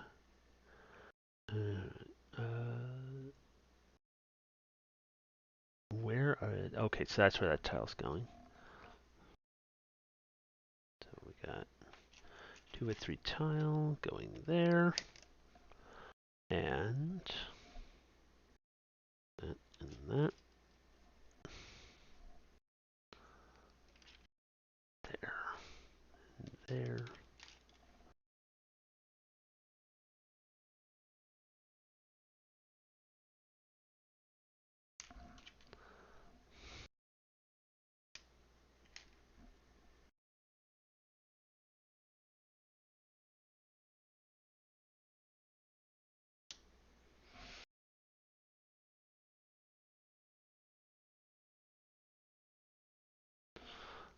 And I know I've seen it. There we go. There it is. Oh, that just goes on top. All right, yeah, that's your hump in between the driver and passenger. It is, of course, a two-seater, and barely.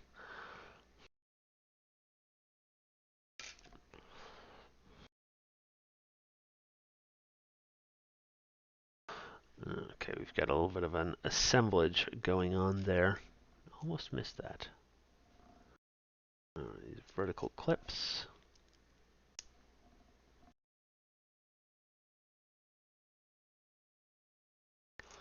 Those vertical clips, that's how the backs of the seats are going to attach, of course.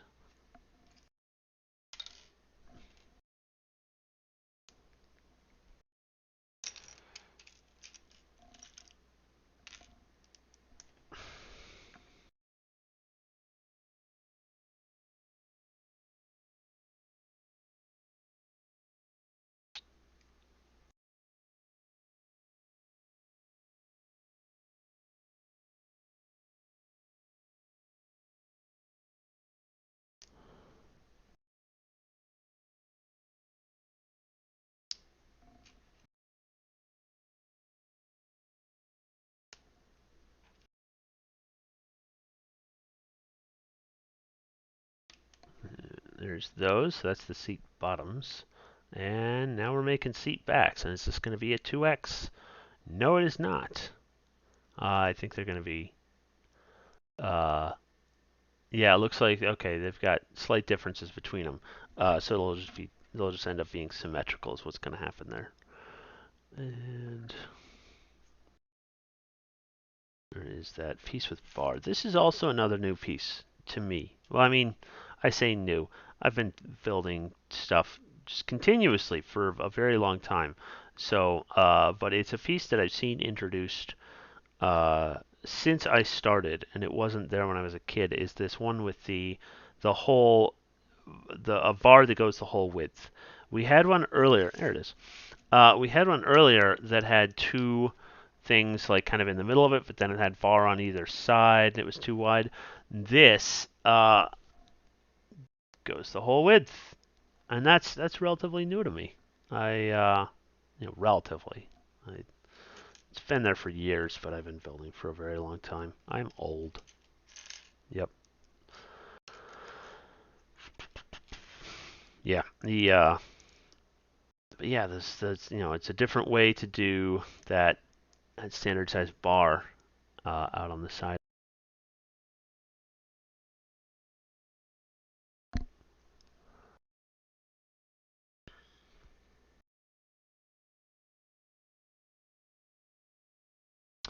And 2x4 tile.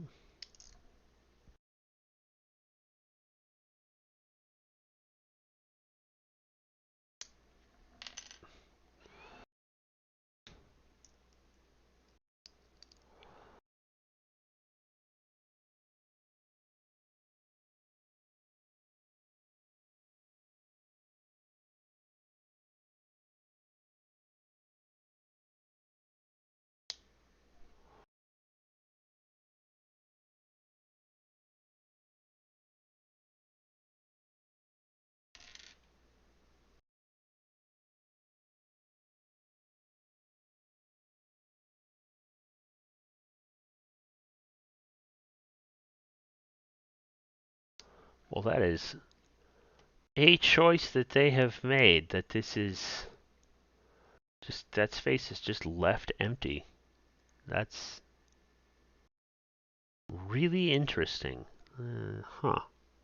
I would not have made that. 'Cause they could easily just why not just go with a 1x4 and a 1x3 over here? I have no idea why they made that choice the way they did.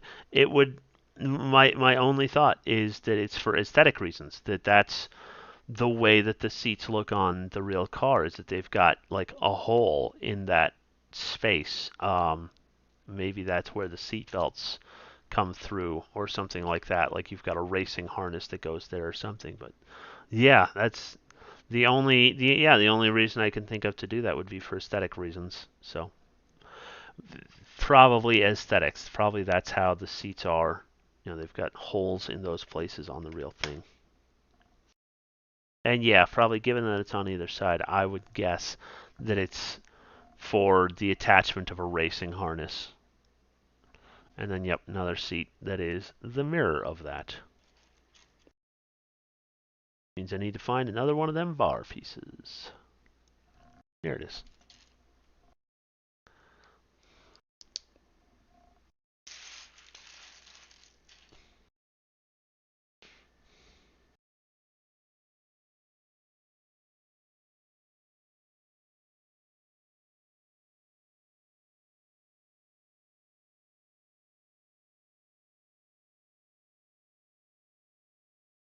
One, two, three, and four. There we go.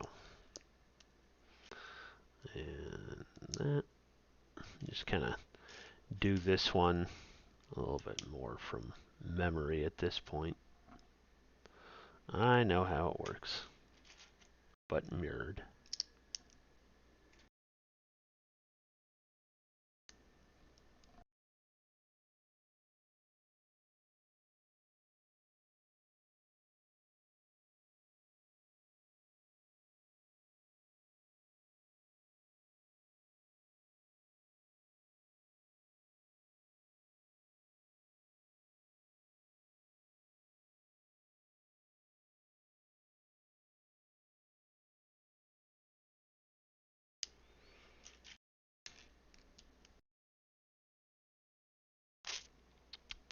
Yep. It's always good to still confirm. Like if you build a part and then it's like, okay, now we're doing the other part on the other side that's exactly a mirror of this. It's always good to just look through the instructions and still make sure that you did all the stuff right. Sanity check yourself. Because every once in a while it will be. This one's actually not the mirror version of itself. This one's slightly different in some fairly perceptible way. And you'll notice it later when you try to attach something to it, it doesn't work. So.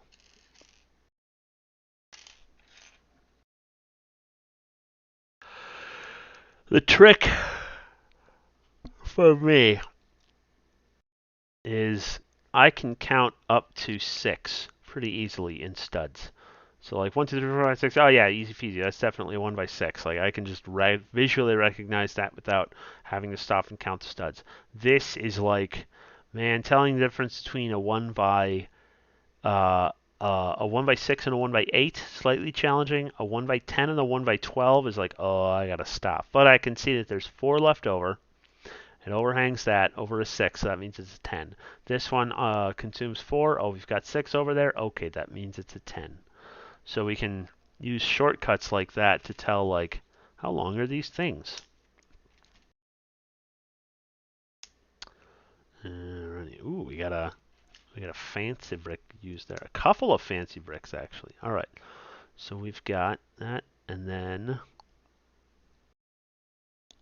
these 2 printed 1 by 2 bricks. I know I saw them around. Where are they? There's one. There's the wrong one. There's the other one. There are 2. And they are mirrors of each other. So important to get the right one. I'm sure we'll build the other thing on the other side and use the other one. 1 by 6 brick. Nope, not that one. That one says Caterham. This 1 by 6 brick. And then the one that says Caterham.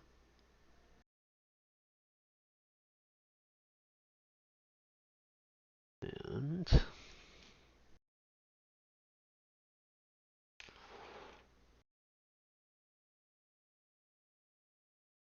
hinge with a 1 by 2 on top of it and a Technic brick under it. There we go. So far, so good. And this is another one of those things that just boggles my mind. Is oh, did I put those? I put these guys on there wrong. It's supposed to go like this. Yep, there we go. Fix that side. This is why you keep a brick separator around. Imagine trying to unscrew that up. Just, ugh, it'd be awful. This is one of those things that amazes me when it fits like this. I'm going to have to remember this relationship because it fits perfectly. Just right there. And it's at a just ever so slight angle. Works great. Works stellar. Yep. Oh, something just fell. Oh, I found it. Okay, we're good. Everybody can stop panicking now.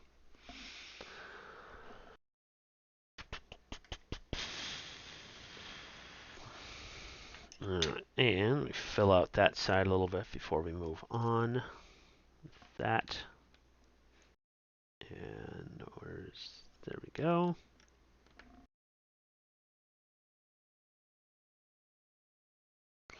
And they're going to have us lock in the top of this thing.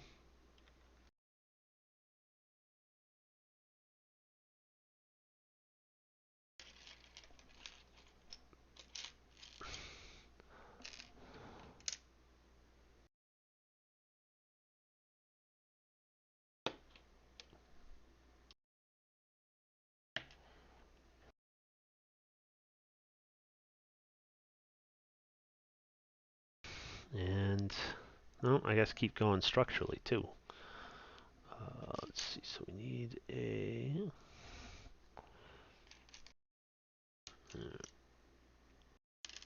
This is another super old part, the bar with a clip and the round brick thing back there at the end of it. That has been around forever.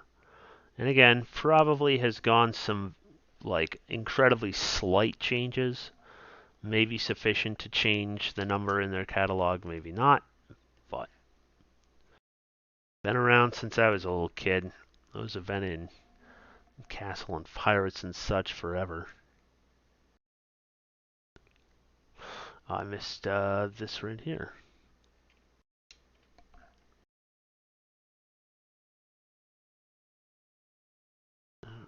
1 by 3, 1 by 3,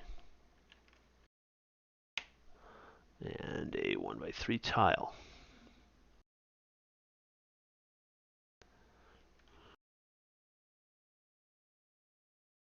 it's going to go there.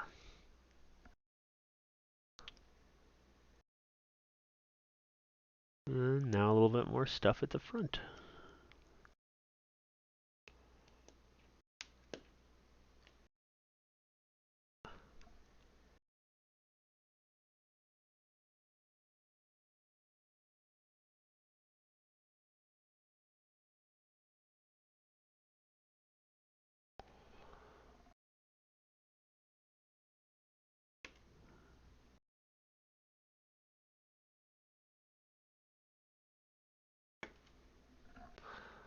Alright, and that's that.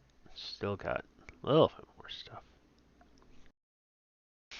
Building the side of it here, the engine wall.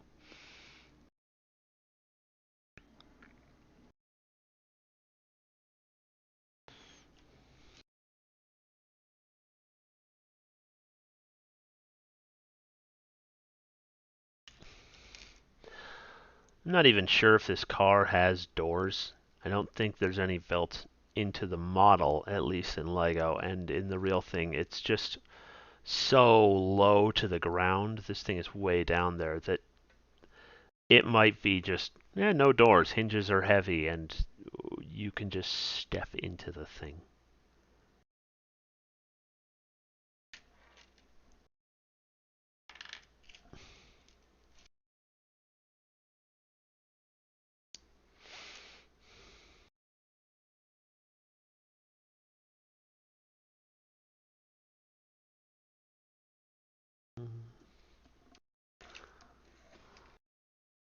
There it is.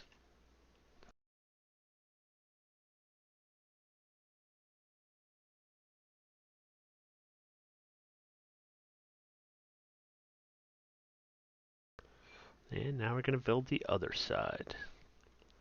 Oh, this is not symmetrical. You can see a hole there. I believe there's an exhaust assemblage that pokes out of the engine. Got a 1x6 and a hinge plate.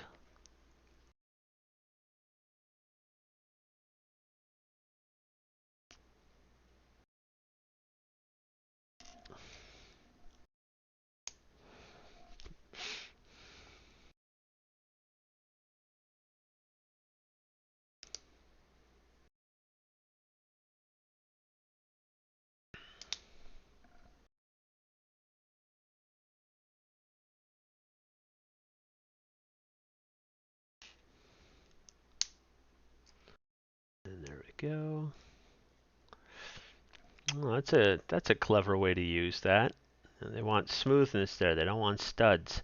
So yeah, the 1x4 with only 2 studs on it. That's good.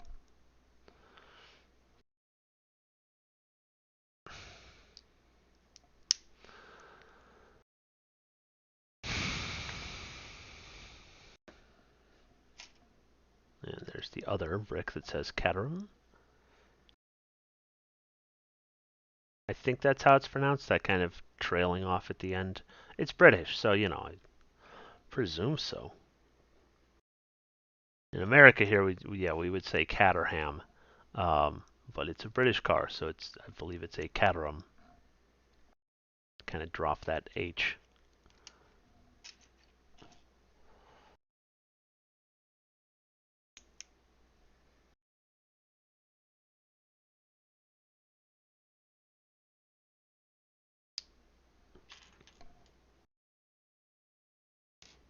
And, all right, 1x2.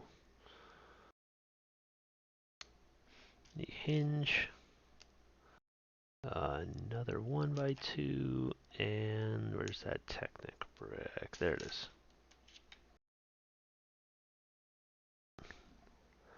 And I can guess where that's... Oh, we got a 1x4 on top of it all as well.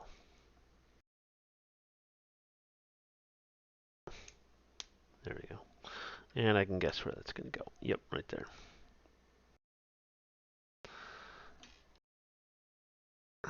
Turn the whole thing around. Starting to really actually look like a car here. Isn't that always nice? this side. A little bit more flexible and finicky because at two different places we have just a one stud connection on one side. They're not even going to lock it in below or anything. This is the weakest point of connection on this car at all. Luckily, it is basically entirely just aesthetic. That is, the whole structure of the car is running down the middle. So we are relying on that connection. Absolutely none. We've got a connection at both sides onto these other bricks. So nothing is relying on that connection except for that piece itself, that 1x4 with only two studs and the smooth middle. So.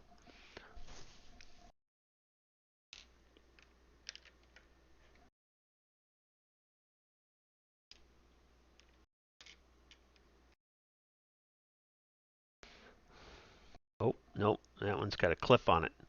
Not symmetrical. I was looking for the same thing as is on the other side. The other side doesn't have a clip on it either, I don't think, right? No. No, it doesn't. Okay. This one gets the clip. Suppose that's the driver's side, so they're probably going to put like a mirror or something there.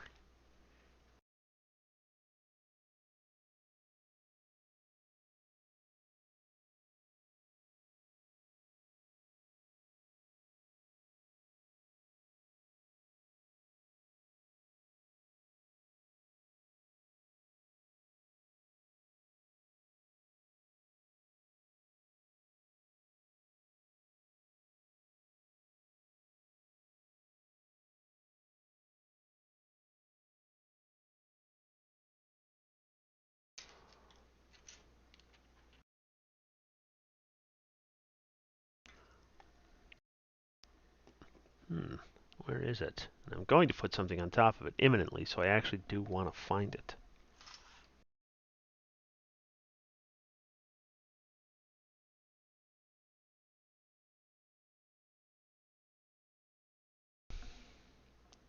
I thought I had seen it earlier somewhere. Question is where? I still haven't seen that 1x1 black dot, which really makes me worried. I kind of want to go back and double check that that was in fact what I wanted to put there.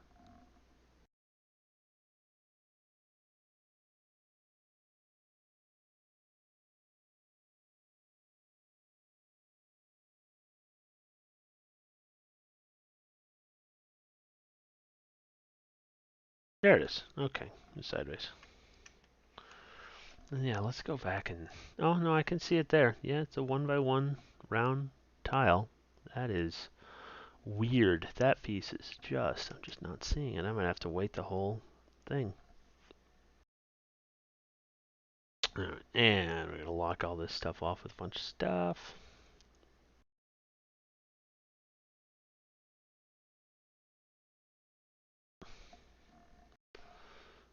Got that one. Need... No, shoot. Put that on backwards. Yeah, whole brick came out. Well, that's fine. Whole thing can rotate.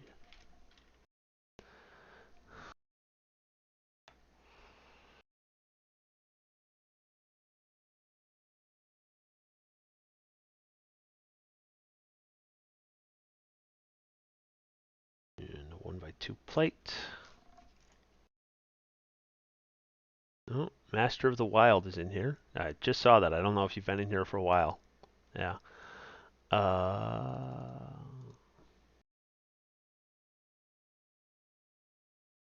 Who's doing, you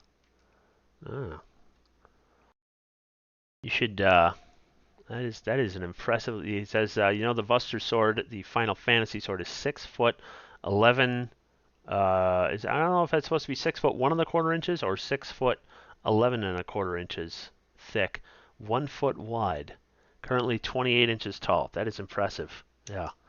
That's, 6 foot tall.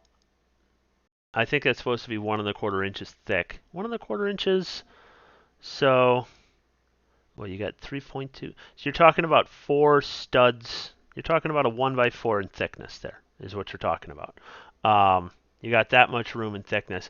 And let me tell you, that's actually a ton of room. This is 3 bricks and a plate, is the other way to express that, or 3 bricks and 1 tile. You've got a bunch of room in there for structural.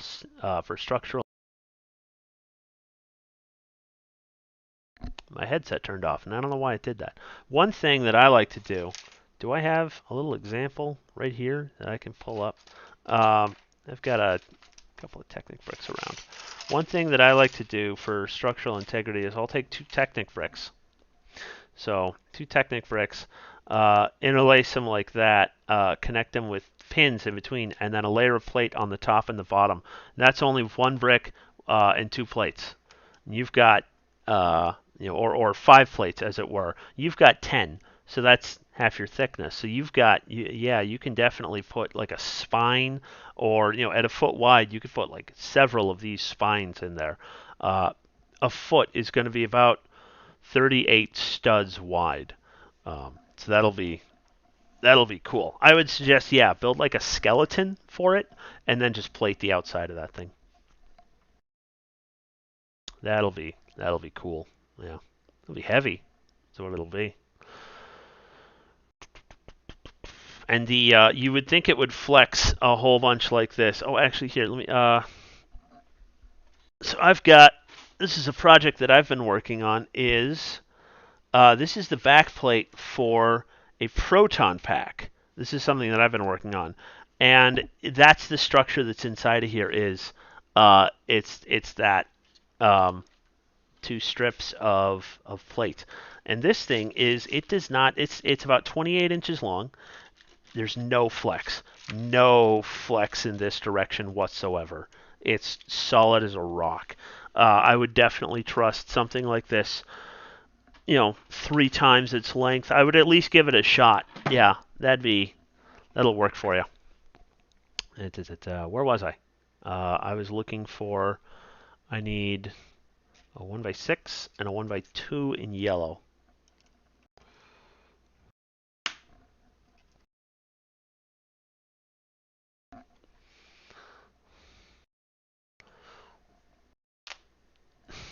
Now we're building that exhaust assemblage. Here we go. So, a bunch of gray pieces. 1, 2, and 3.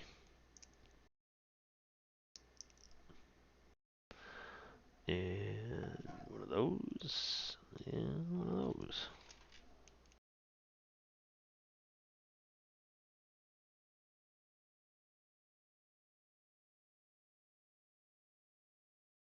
There's that. Clunk.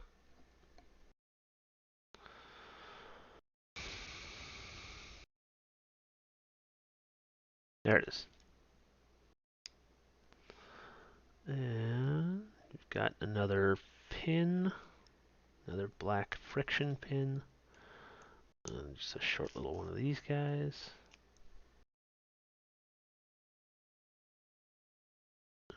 Brown. Where is that tiny? There it is. Brown var, 4L. Must be like the cheapest color of var, because notably it's entirely internal. From the outside, you'll never see this piece. So it doesn't matter if it's brown or black or blue or green or what. But they went with brown, so my assumption is that it is cheap. Yeah. This is interesting. These guys, it says hot pink on it. It's lipstick. It's lipstick from like a friend set or something. It just happens to be really useful for like this exact part. And I believe that the pink again in this is not going to show up from the outside. So yeah, they went with it for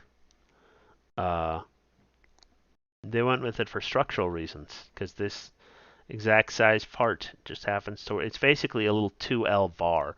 And I know that they make bars like the little lightsaber sticks in 4 studs long, and they make them in 3 studs long. The 3 stud long ones were used a bunch in the Harry Potter sets as as wands. Uh, but I don't think they've made a var in 2L. And this is not a perfect var. It has like a little lip in the middle that you can see there. Oh, it's also rubbery. It's made out of a soft, flexible rubber. Interesting. But it's yeah, I think this is what they've got if they're looking for a 2L bar. So that's with nothing else attached to it. So that's interesting that they, just have that. I'm looking for this one other little one length little Technic tubing thing. It's got to be around somewhere.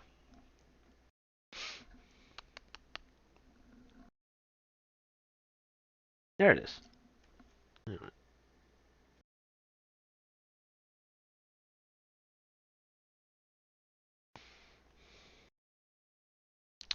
Set that aside for right now. And we got this 1x3 axle, lift arm, and a 2L lift arm. Two of them.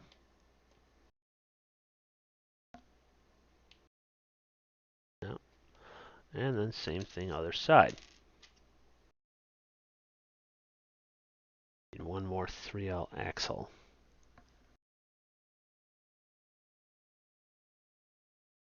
Axles come all the way down to 2L, and they go up to, the longest ones are 32L. They've got 16, and then they've got a 32 stud long axle that is 10 inches long. Those things are really nice for like long structures. If you've got a whole bunch of like 2x2 round bricks that you want in a big long thing, you can structure it. You can put a 32L axle in it, and there you can get 10 inches of that. Works really nicely. When I worked at the Lego store a long time ago, there was this one event where kids would come in and build wands, build Harry Potter wands, and that's what they were building them out of. It was a 32L axle and a whole bunch of 2x2 round bricks in brown and black, and then they'd get taken home. And so we, the staff, like, oh man, we all cleaned up on 32L axles, 32 long axles, which is just the best, most useful thing to have lying around because it's not something that you ever really see.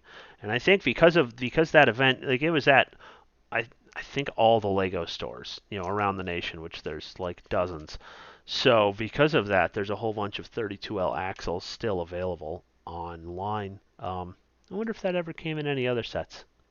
I should check actually, see if that did come in sets or not. And man, this is total heresy. I hate admitting it out loud to you, but um, one of my most common uses with 32L axles is I will get them and I will snip them in half for a 16L axle, which like it hurts me to admit that Technic axle. It hurts me to admit that, but 16L axles are like the same price as a 32L axle. At which point, like, it exists. I'm not creating a part that doesn't exist. I'm just getting it cheaper. So yeah, like here's Technic Axle 32, known, black. It did appear in 31 sets. Not a lot. But yeah, I mean, they're starting at like $1 in France. Let's go North America, search. So yeah, fuck 80, 250, 250, 250, 250, 250. Whereas your 16L, known, black, appears in 29 sets. More options. North America. This guy's got it available for 0 cents. Yeah, that's weird. One, and then it goes up to 235, 235, 241, 248, 254. Like, it's half the price to buy the 32L axle and then just snip it in half with the wire clippers. Just make a 16 out of that. It's heresy. I hate doing it because I'm cutting Lego parts and it hurts me in my brain to do that. But half the price, man. Yeah. So what sets does this thing appear in? This 32L axle. NHL Hockey Championship. Yoda has one for his lightsaber, obviously. Big Ben, the big one, has one. I wonder if there's like an actual clock in there. Construction site. 2009, 2016. Let's organize these by year. Year released. Down. Oh my god, Yoda has a white one. That's interesting. That must be because these are all, yeah, these are all transparent.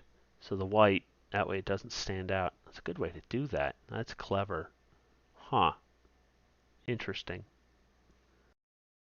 Cool.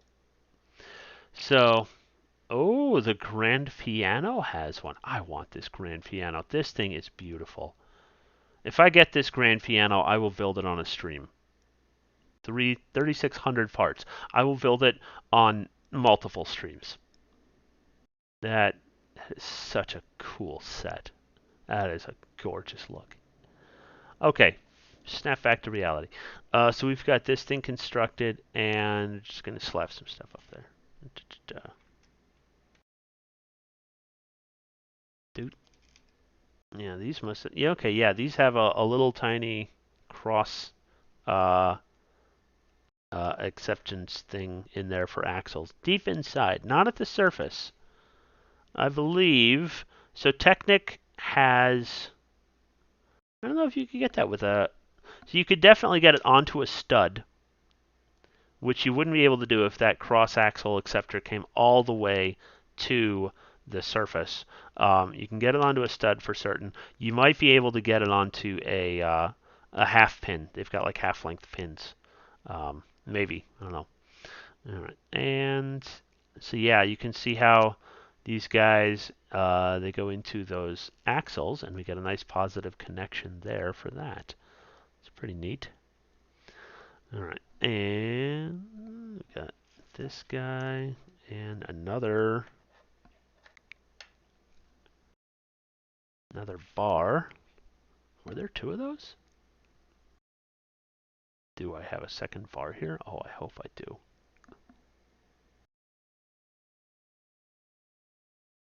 Oh, I've got a black bar. Don't know if I see another brown one. I might hold off on that just for right now because I've got 3L black bars. Yeah, those are for something else, I'm sure.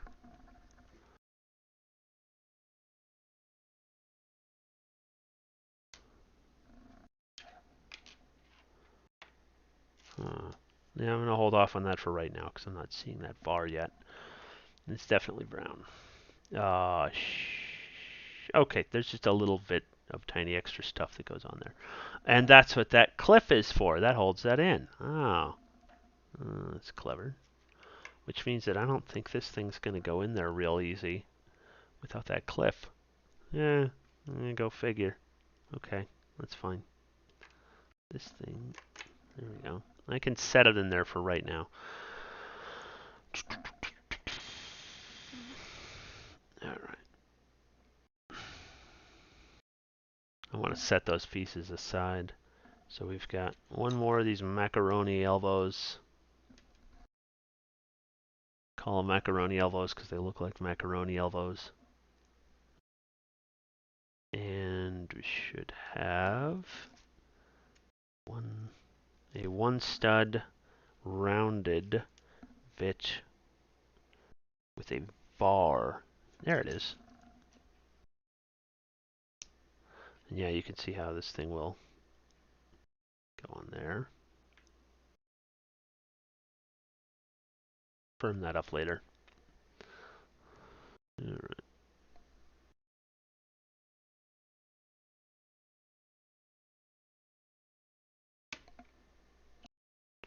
Oh, and I see. We lock that in. I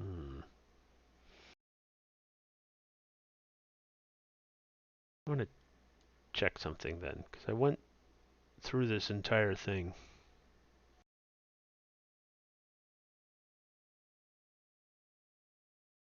Thought I did. Yep, 2x of those.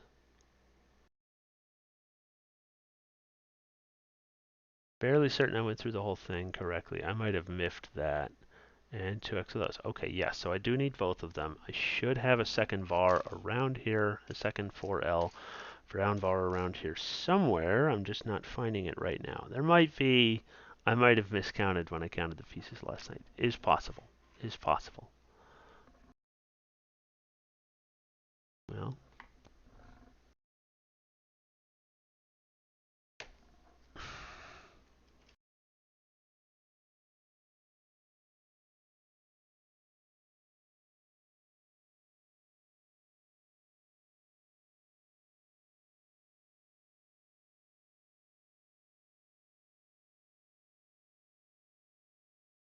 Yeah.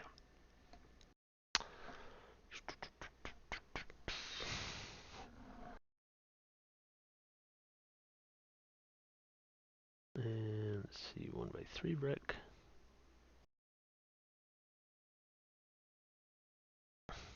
One by 3 brick.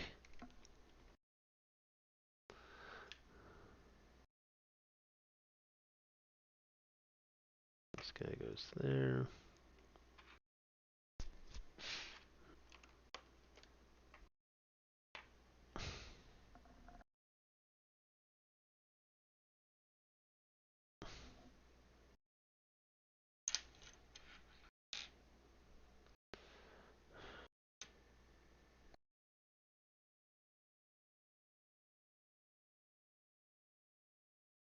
And 2.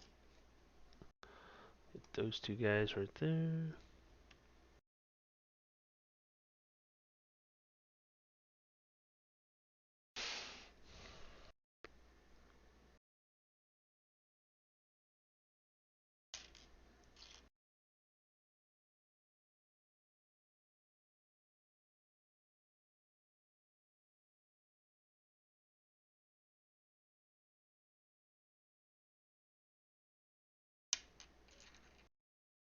Looking for a 1x3 tile.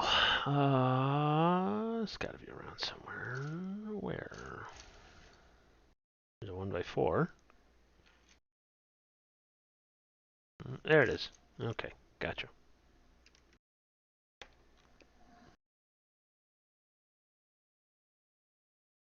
And the thing on this side.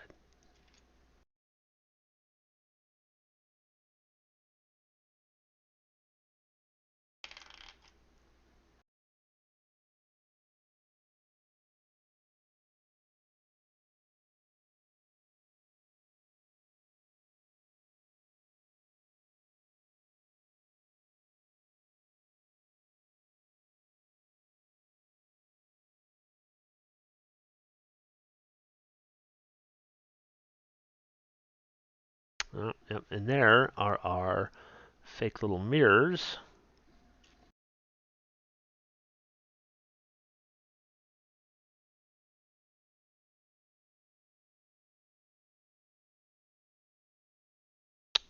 There's one.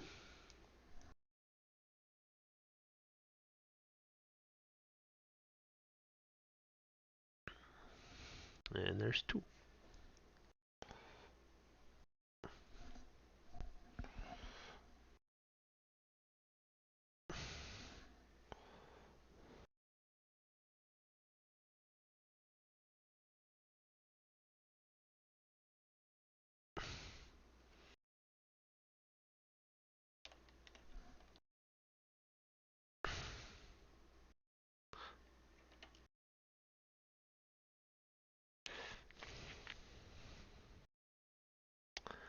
Alright, 1x4 that, and we need this little axle holder. Alright. Looks like this piece actually has okay. It's got like these little divots in it. I was wondering if maybe they were to exactly accept something like this, but not quite. It just slots all the way down in there. It's fine. Alright, and over on the other side, by 10. So one of the nice things about Lego instructions is that where you've got like this right here, this is full scale. This is, if you had the paper instructions, you could hold your 10 stud long axle right up to it and see that, like, yes, this matches. This is the correct thing. Because otherwise it can be a little hard to tell. Of course, when I say 10L, that is 10 studs in length. So you could hold it up to a 1 by 10 or construct a thing that's 10 studs long and see that it is in fact the correct length as well.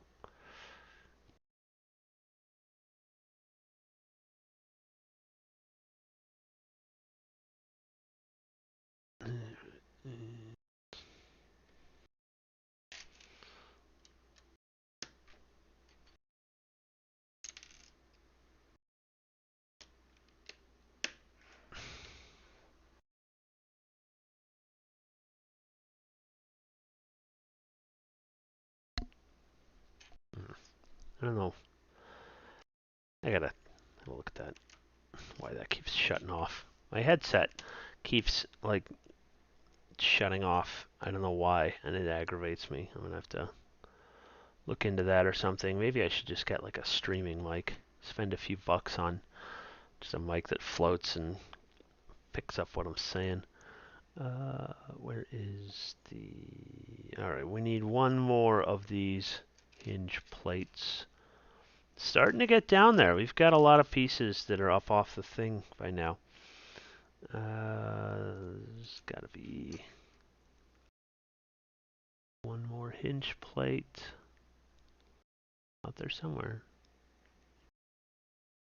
Gotta be. Where are you? Come on. There it is. Alright, gotcha.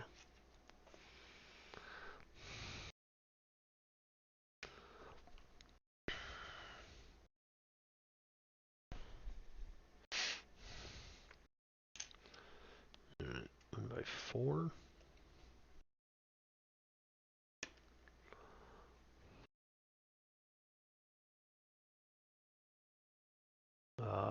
Jumper. And then a 1 by 6 tile. Looking for the jumpers. Here's one jumper. I've got a 2 by 2 jumper over there. Not what I'm looking for. Here we go. There's the other one.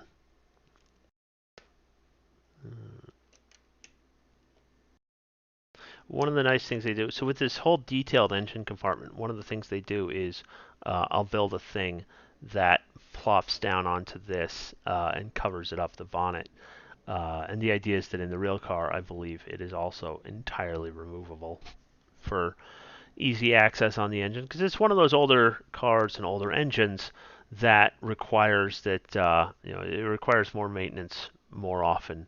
You have to be comfortable with cranking a wrench on it. You definitely need to be a handy sort of person to own this car. One of those things that you'll be under it as often as in it. All right. Construct a little thing here.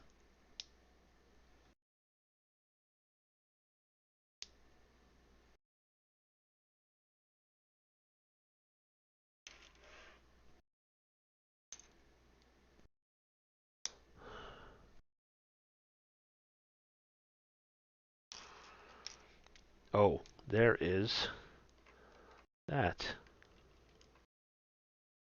Let's just pull the engine out entirely. I found my 1 by 1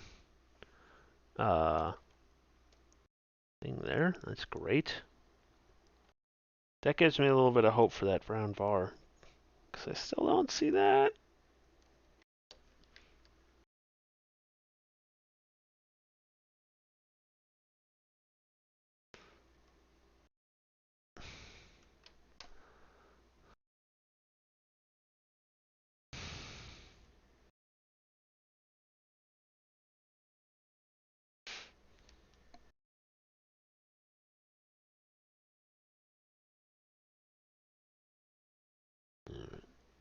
Headlight pieces, 1 and...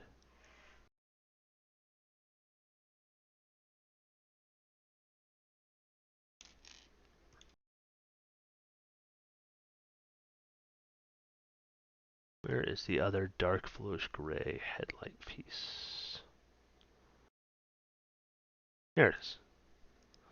At some point you get down to it, you can just start looking just for the color. And there's not a lot of dark bluish gray out here. So if I see a dark bluish gray piece in there, I can just be like, oh yeah, well I'll just look for dark bluish gray and then see if that's the piece that I need or not. And it works. Still a lot of black out here, so I gotta actually look for a 1x4 tile specifically. So there's the tile. Okay, so it looks like I need this piece last actually. We've got 1x1 brick with a clip, and another one of those, and two more of these tan colored 1x2 plates.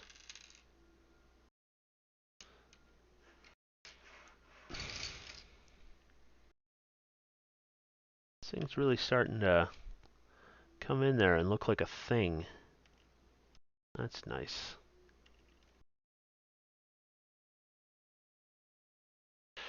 Plan is coming together.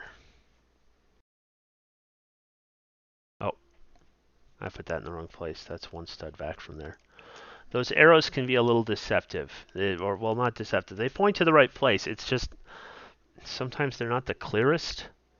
You can't see exactly where they're pointing to.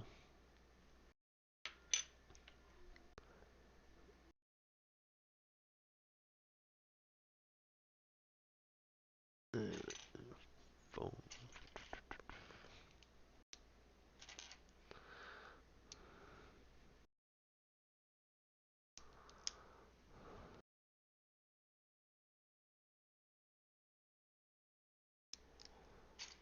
And that. That goes there. All right.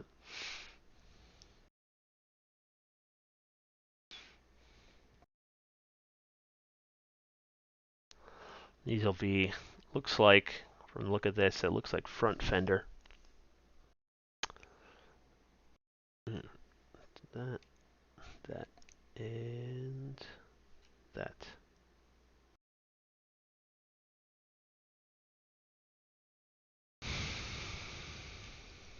No, I've already got an idea of how this thing is going to attach.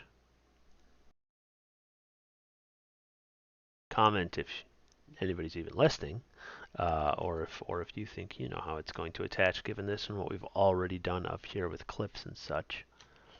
There's your hint.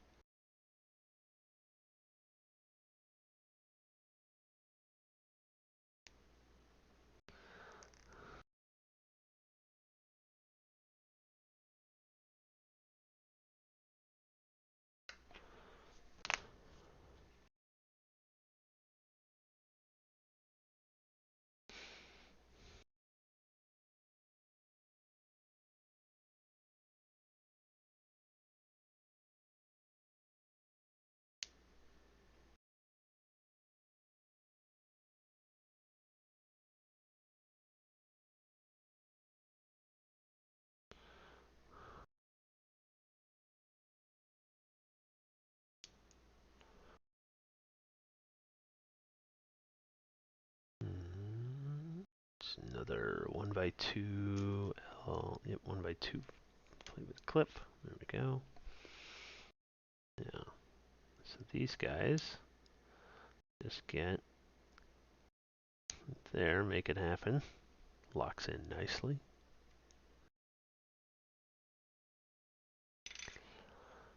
And then thing goes here. Yep. And that's, yeah, I get that clip into there. That's awesome. Yeah.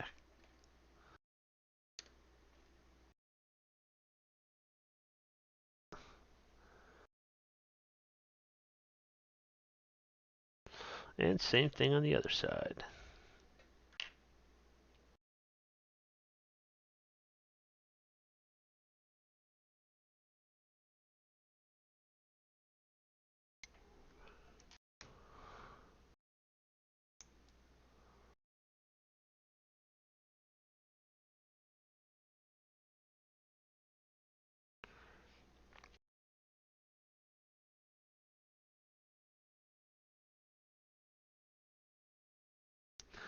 And I could see on the real car that connection to the front fenders being just as spindly as well, where it's just supported up there by like a couple of small rods or something.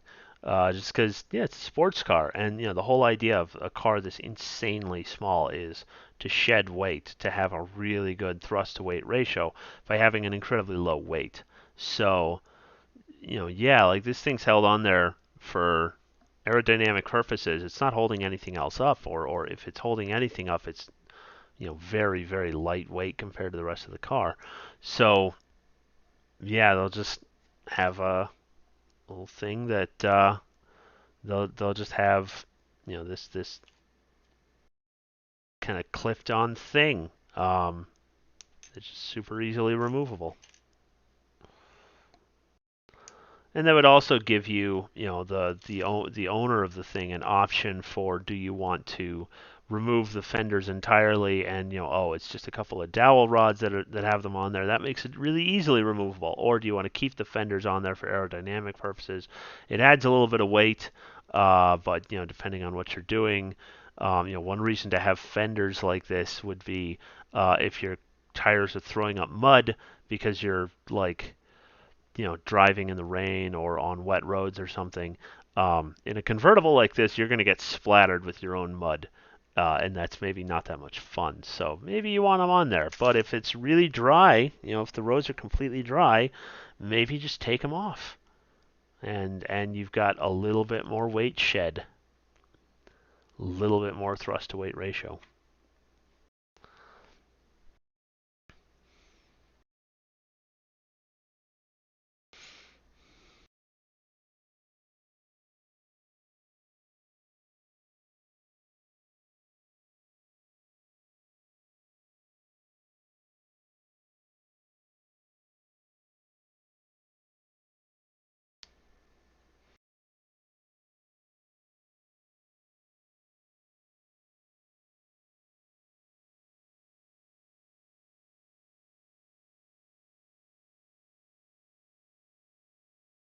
Where is that?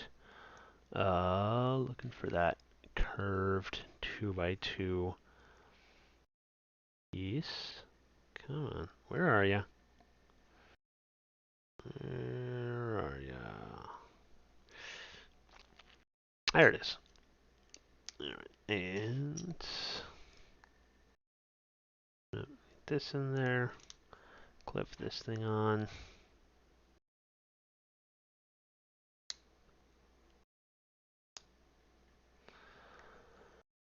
Oh, we need a 1x2 tile on top of this. There we go. And then this goes down there. Starting to really look car-like. That's nice. Let's show this to you guys here. We got this kind of what's going on with it so far. Again, I'm missing a piece so far here. I think the piece is somewhere in this pile. Difficult to say though. I wonder if it fell over here or something.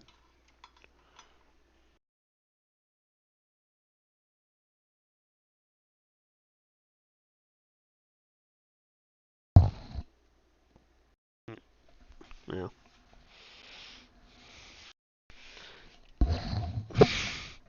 I'm not seeing it right now, which, aggravates me. Yeah, I'm not seeing it anywhere down here. I'm sure that I have another bar around somewhere like that I can just use. It annoys me that it might not be quite done on stream if I can't find that bar piece. Well, I'll just keep going. I'll keep plugging along because, again, that's mostly aesthetic. I can plug this thing onto the side there.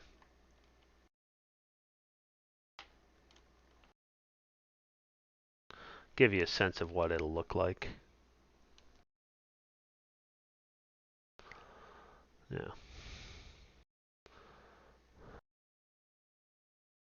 All right.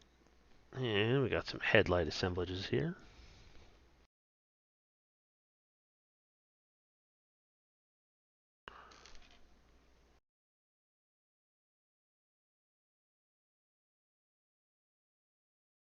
or fog lights or something. These are like orange. I don't know if they're required to have some kind of like orange running light in England or what. Going forward, no less. Where is...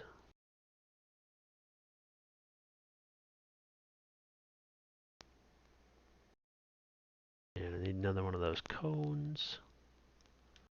Where is cone?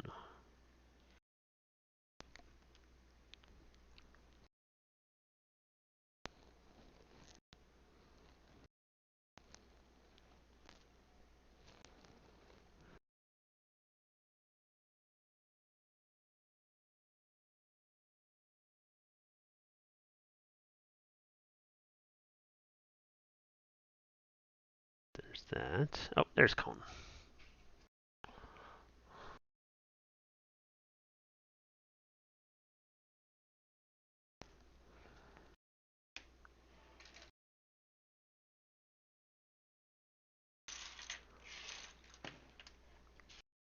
Try and keep that center frame.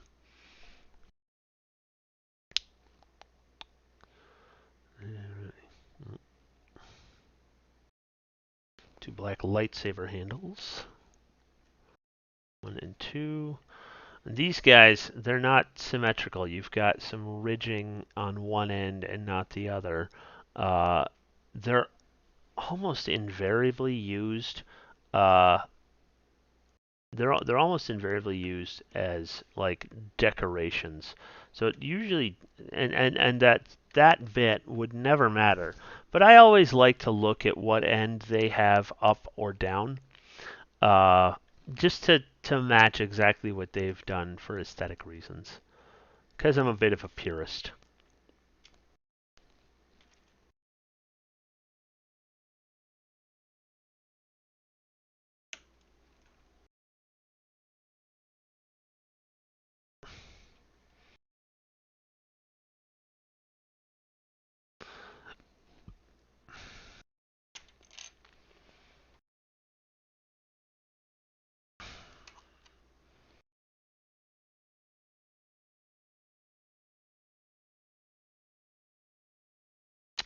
And there we go. Headlights proper.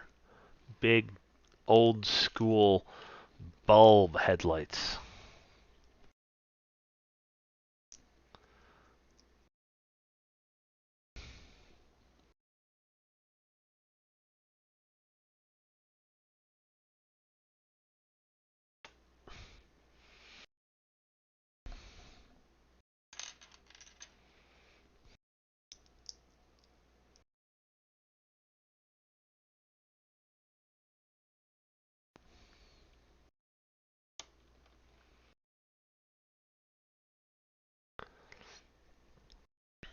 And bag 3, obviously not doing it by bag number, but such is life.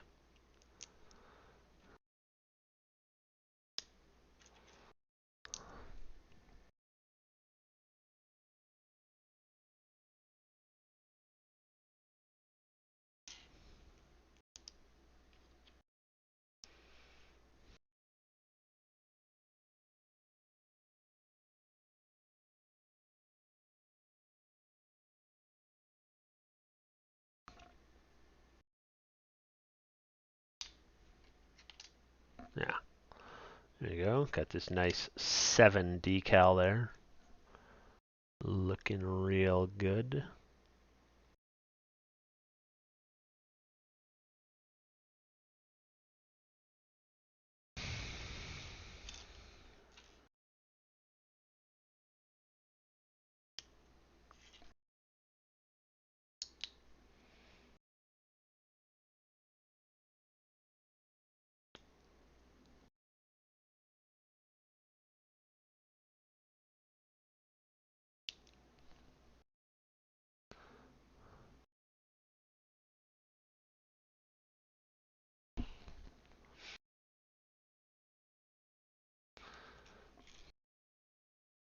One by 2, and I need a 1 by 1. There we go.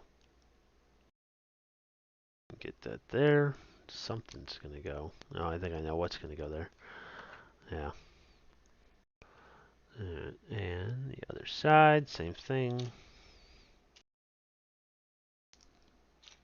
I think I know it. I think I know what's going to go in that 1x4 space. I've got a printed tile here that would fit. Oh, no, never mind. I was wrong. It's just a grill.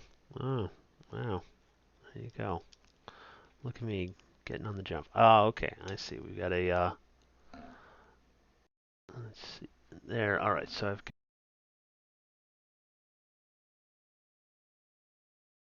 I've got this printed guy here. And again, everything in this set is printed. Uh, it's fantastic. There are no stickers. It's so nice. That is looking real nice there. 7. There, this one.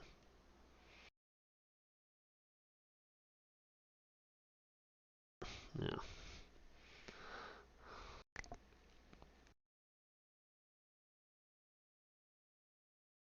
They're not going to tell us where that goes.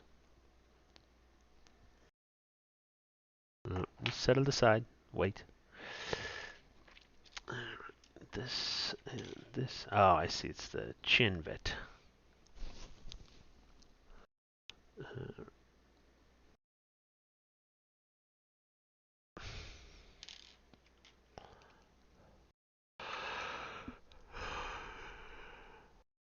hmm. And one more of these. 1x4 tile and a couple of 1x1 tiles. And on the front of it goes white tile. Printed.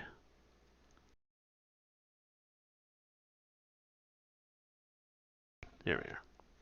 Upside down. Because where this thing's going to go. Yep. It's onto the bottom of this. And, oh, I must have missed something. I must have. Okay. Oh, there was a third step on that bit that I didn't get. I got ahead of it. Yep. And that's how you notice when you miss stuff is you've like several steps later. Several.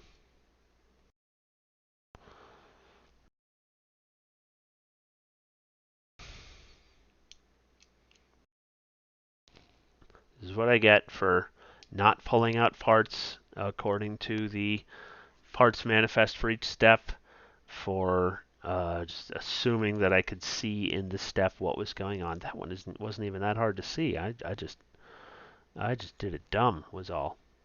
All right, this is going to go there. Yeah,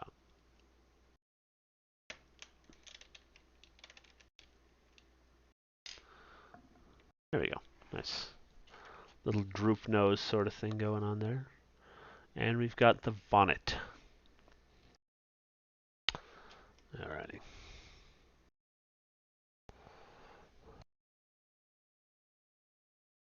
The bonnet, as they say in England, for me, it's the hood, which sounds a lot more pedestrian. I kind of like bonnet better.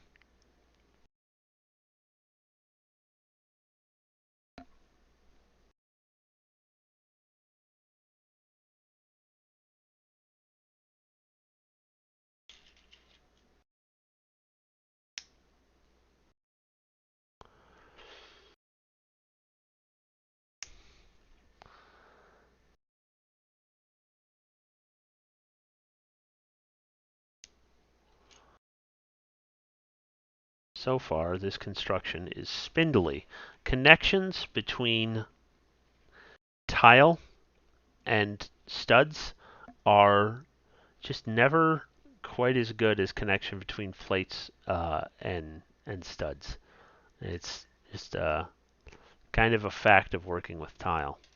If you're relying on tile to hold things together structurally, well, I should take that back. Sorry, specifically a 2x2 tile. Specifically a 2x2 tile because the inside here is entirely empty. And, if you've got a jumper, earlier I showed the interior of a jumper. I don't know how easy to see it is in the black. All right, there we go. You can see that it's got a couple little thingies in there for like grabbing on stuff. I wish they'd put that on the inside of the 2x2 tile. It would make it such a much better grab. You know, the inside of like the 2x4 has little dots in it that help grab onto the studs. The 2x2 is just empty in there and it's bad. Like it does not grab things very well. Great little piece otherwise. If you've got both sides of it on the same thing, I should say it doesn't grab a single stud very well. If you've got it on two studs, it grabs just fine. But if it's only on one, it's just not that great. And yeah, I wish they would put the inside of the change up that piece so that the inside of the tile or matches the inside of the current jumper, the 1x2 jumper. We've got these sort of underside tiles, these little blister pieces. These guys are great for the underside of something that you need structurally just a little bit more sound. They don't raise the profile very much. And just, yeah, smooth little guys. Nice little thing.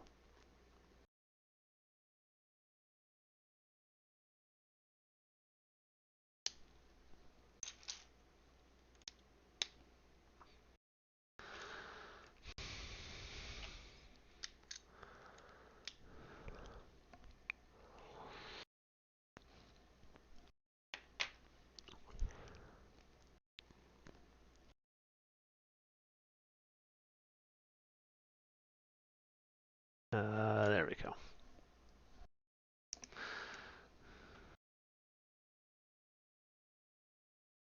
And one more of these.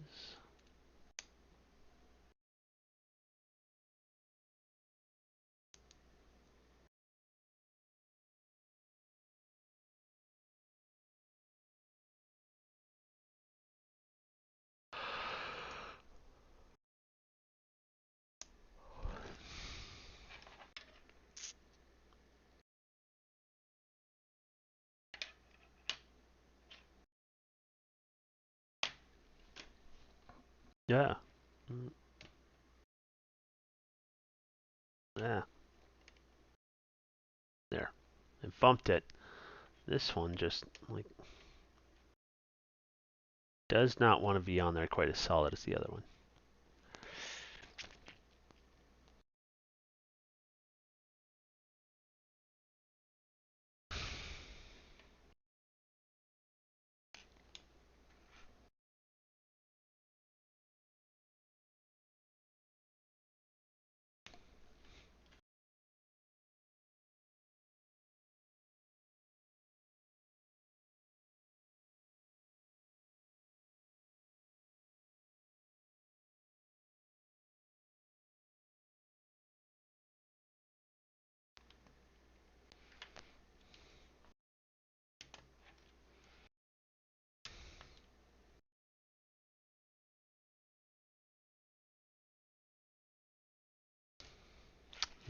And same thing on, of course, the other side.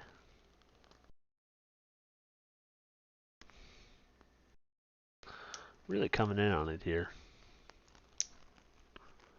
Not a huge amount left on the table. A lot of bricks, a lot of pieces getting into this thing now. Everything always seems like it starts to accelerate a little bit when I come into the end of builds. There's a momentum that gets built. There's some you can find pieces faster because you have taken so many off the table that you're not searching as much anymore.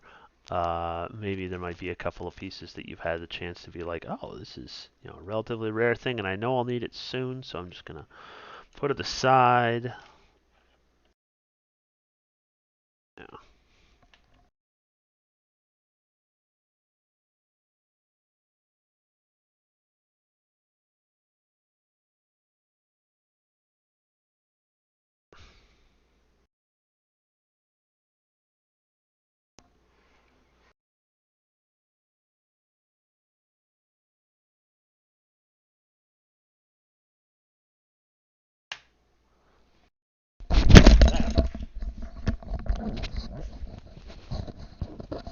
That was awesome.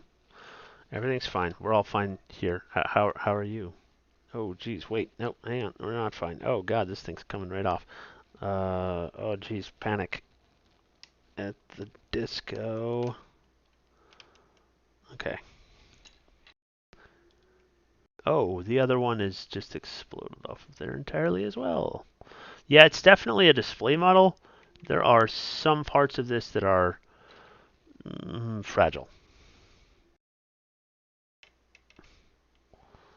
You know, not something you would maybe want to let a small child futz with.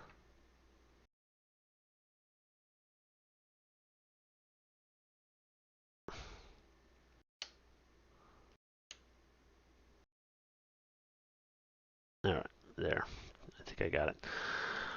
All right, 1x6.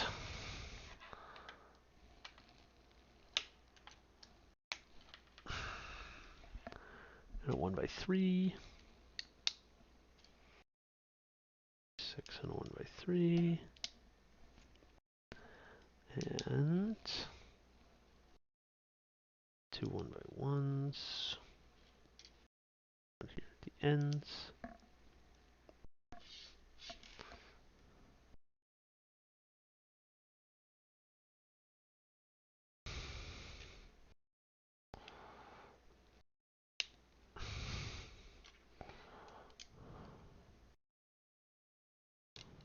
This guy. So you can kind of see, get a little preview here of how that's going to come together.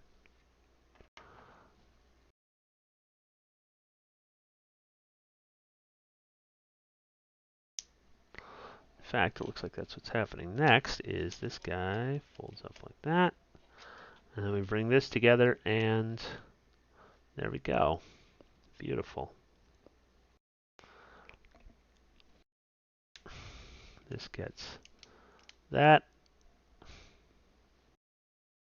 And get these two joining the whole thing. And they cover up that big empty chunk down the middle with these two printed 1x8s with a black stripe on them.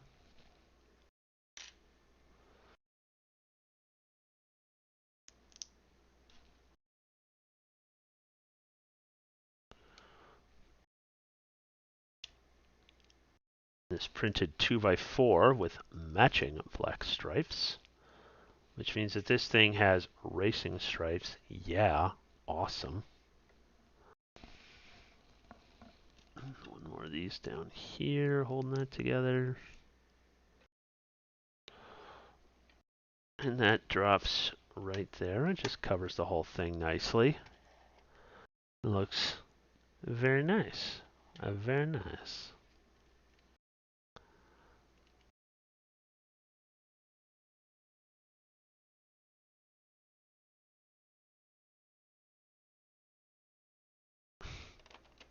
Just pops right down there.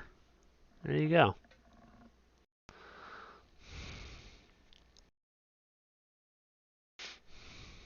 And we've still got some stuff we need to cover up in the rear. We're gonna keep going. It's late, I know. I don't give a shit. Care, whatever. It's after 10 now. There's probably no kids watching. I don't care. I'll try not to swear on stream. Going forward, though, I don't know who's watching. I'm not really that kid friendly as a person, but like, I'm playing with a children's toy here. I can recognize that. So like, I don't know. Maybe there ends up being kids watching the stream or something. So I'd like to maintain kind of a kid-friendly stream, even if it is later at night.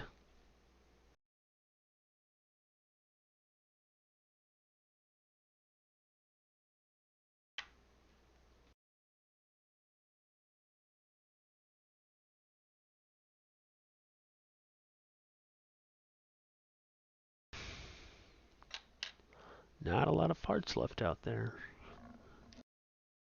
There's that.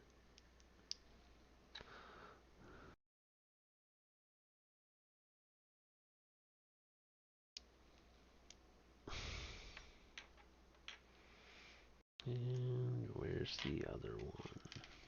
There it is.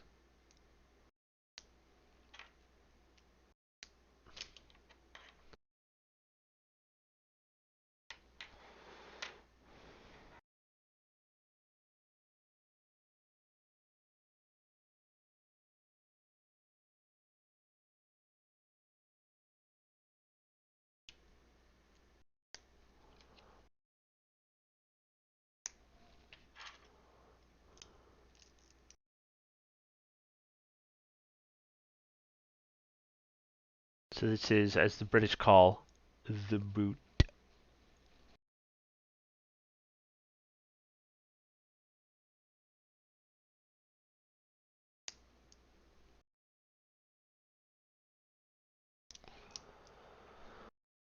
It's really coming together and looking car-like now that we've got the bonnet on it.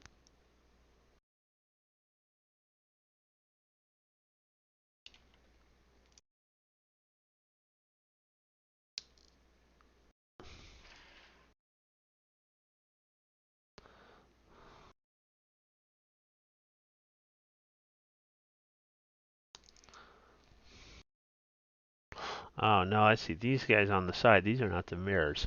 This thing right here, this is, I'm going to guess, instrument panel, steering wheel, mirrors, etc.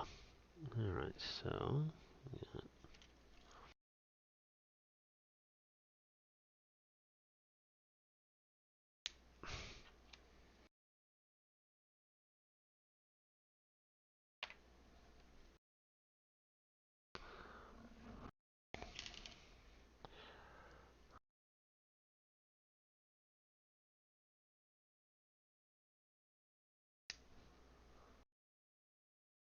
put them on backwards. Of course I did. Go me. Absolutely killing it. There we go.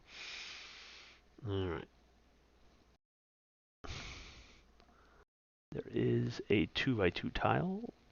Here we go. A bunch of cliffs. Clip. Clip.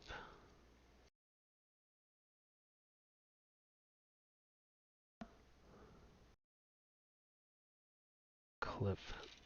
And clip.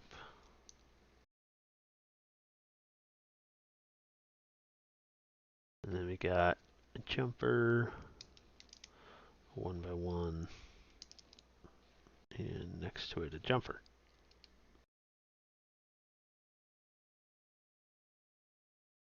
That is a rear view mirror if ever I saw one right there. That's cool. I like that. And they've got this like space ray gun thing. Yeah, that thing. This little guy. This little thingy. They're using that as an actual structural piece. That's neato.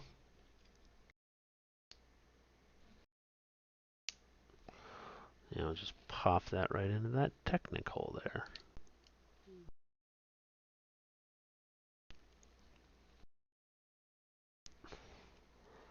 And some gauges. Again, printed. These ones are a not entirely uncommon piece, the little 1x1 gauge piece. There's lots of call for that sort of thing to get used in Lego stuff because they make a lot of vehicles. Vehicles have gauges. Yeah.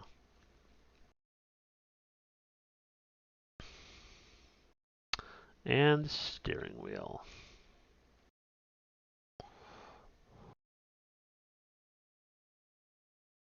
This is going to go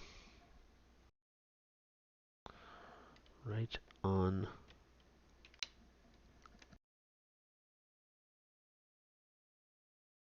there. Perfect. Beautiful. Now,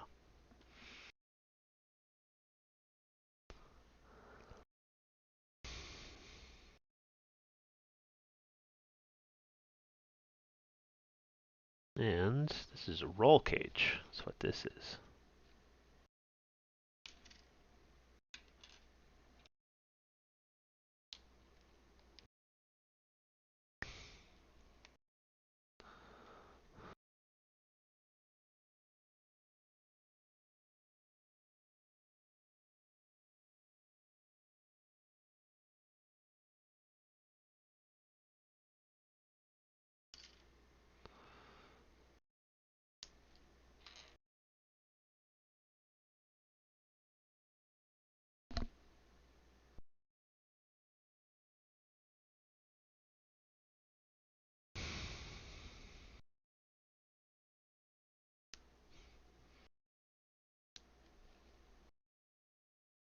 just guessing. It's going to go on. Yep, there we go. Little roll cage protecting you there.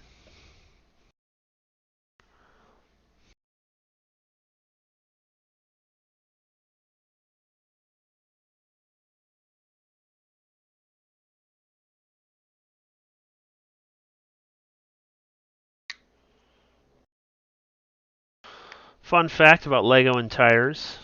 Lego is the world's foremost tire manufacturer by volume of number produced. Like by number of tires produced, they produce more tires in a year than any other company on the planet. Granted, their tires are all this big. You know, there's some that are bigger, a lot that are smaller. But you know, it's like they're making more tires than anybody.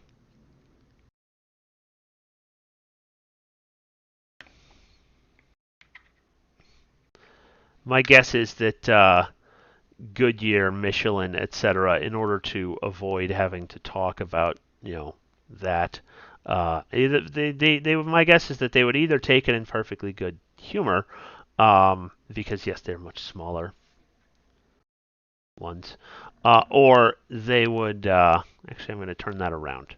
They've got. Oh no, they are the same on each side. Yeah, okay, never mind. No, they're the same. My guess, or Goodyear and Michelin and such would talk about like volume of rubber, uh, that gets turned into tires, or how many feet of tread, or something like that. Although feet of tread, like I don't know, I wonder if Lego would have them feet in any of those areas as well, because they make a lot of tires.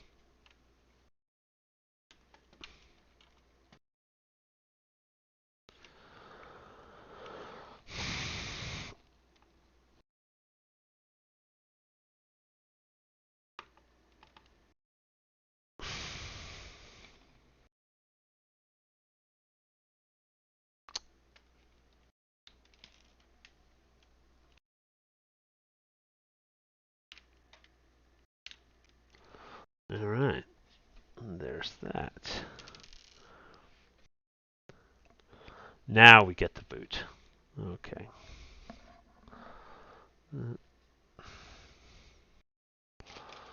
That is looking pretty good so far. But again, not done yet. Still got the boot. The boot.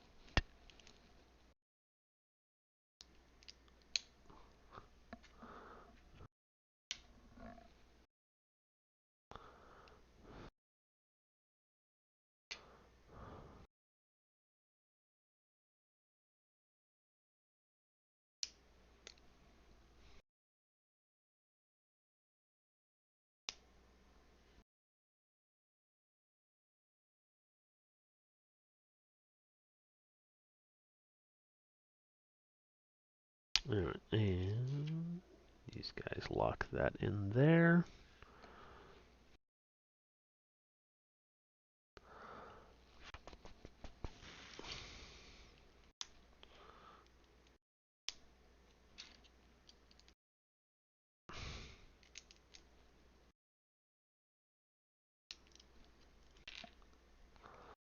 Three of these.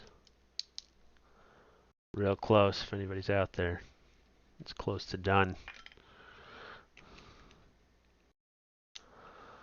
That gets that. There we go.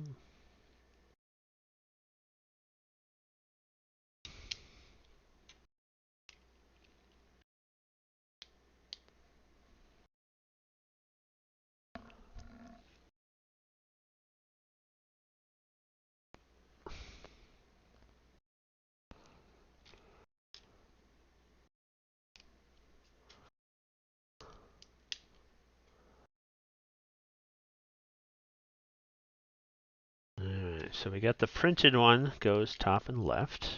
We've got button goes top and right. And other than that, there we go. Boom, boom.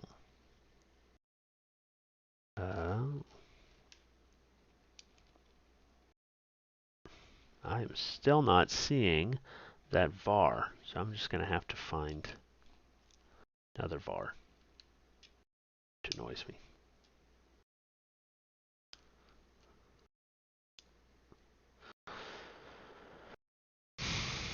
Ah, I see. It goes there. So that's not. I thought that this little printed guy was going to be the centerpiece of the steering wheel, but no, it's the handle on the trunk to open it. Here, let's finish the trunk here real quick. Boom, and boom.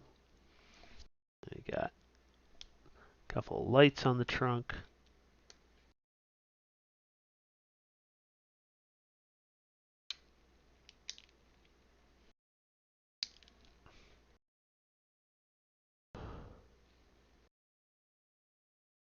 And this thing just. So this one's not the trunk, it's just the tail end of the vehicle.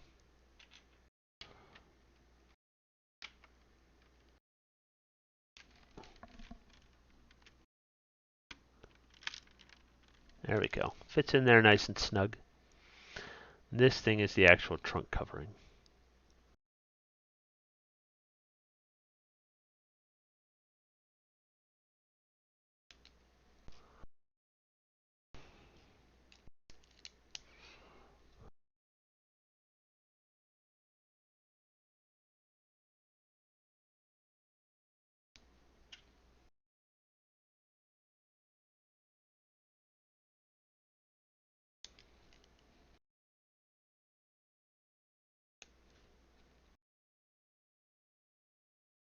A whole bunch of plate stuff. This is another relatively new piece on me, is the that 2x2 corner tile. I mean, they've had 2x2 corner plates my whole life, but the 2x2 corner tile is a bit of a game changer. You know, whenever I needed something like that, I would just always, you know, a 1x2 and a 1x1. We had those forever, and that worked just fine. It's perfectly good. But yeah, no. Nowadays you got that thing for your slightly simpler, slightly different visual aesthetic needs.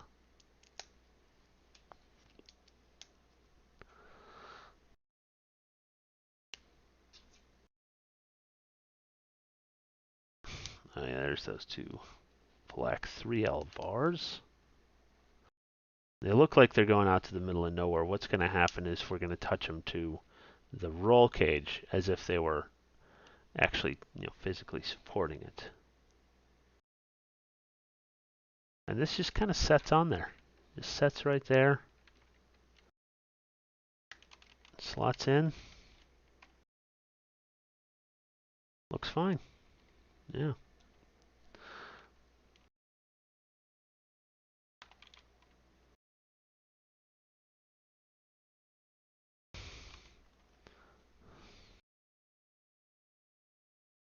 And we can put it up on the jack stands. Or we can put the jack stands in the trunk. Whatever we want to do. So, for up on jack stands, I believe what we're going to want to do there is, it's going to be like there, there, probably there, and there. So I attached them to those 4 points right there, and I can just put it right there. And here, I'll pull this down actually. So you can kind of see it floats off the table a little bit. Looks nice. Yeah.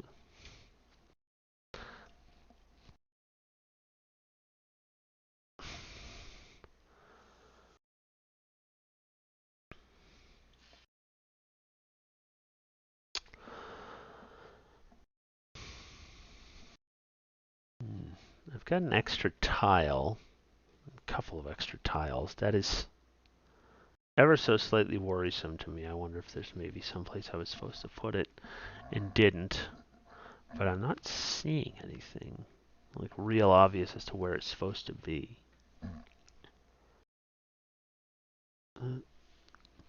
Not back there.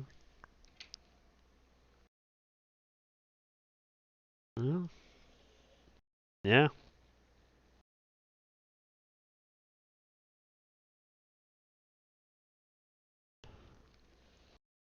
Well, I'm sure I'll find something I messed up somehow at some point. Alrighty.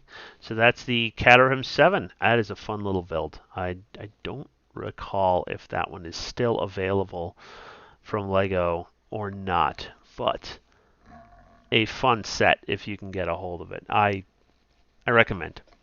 It's fun. It's fun. All right. Thank you for watching if you've been watching, and signing off. Bye-bye.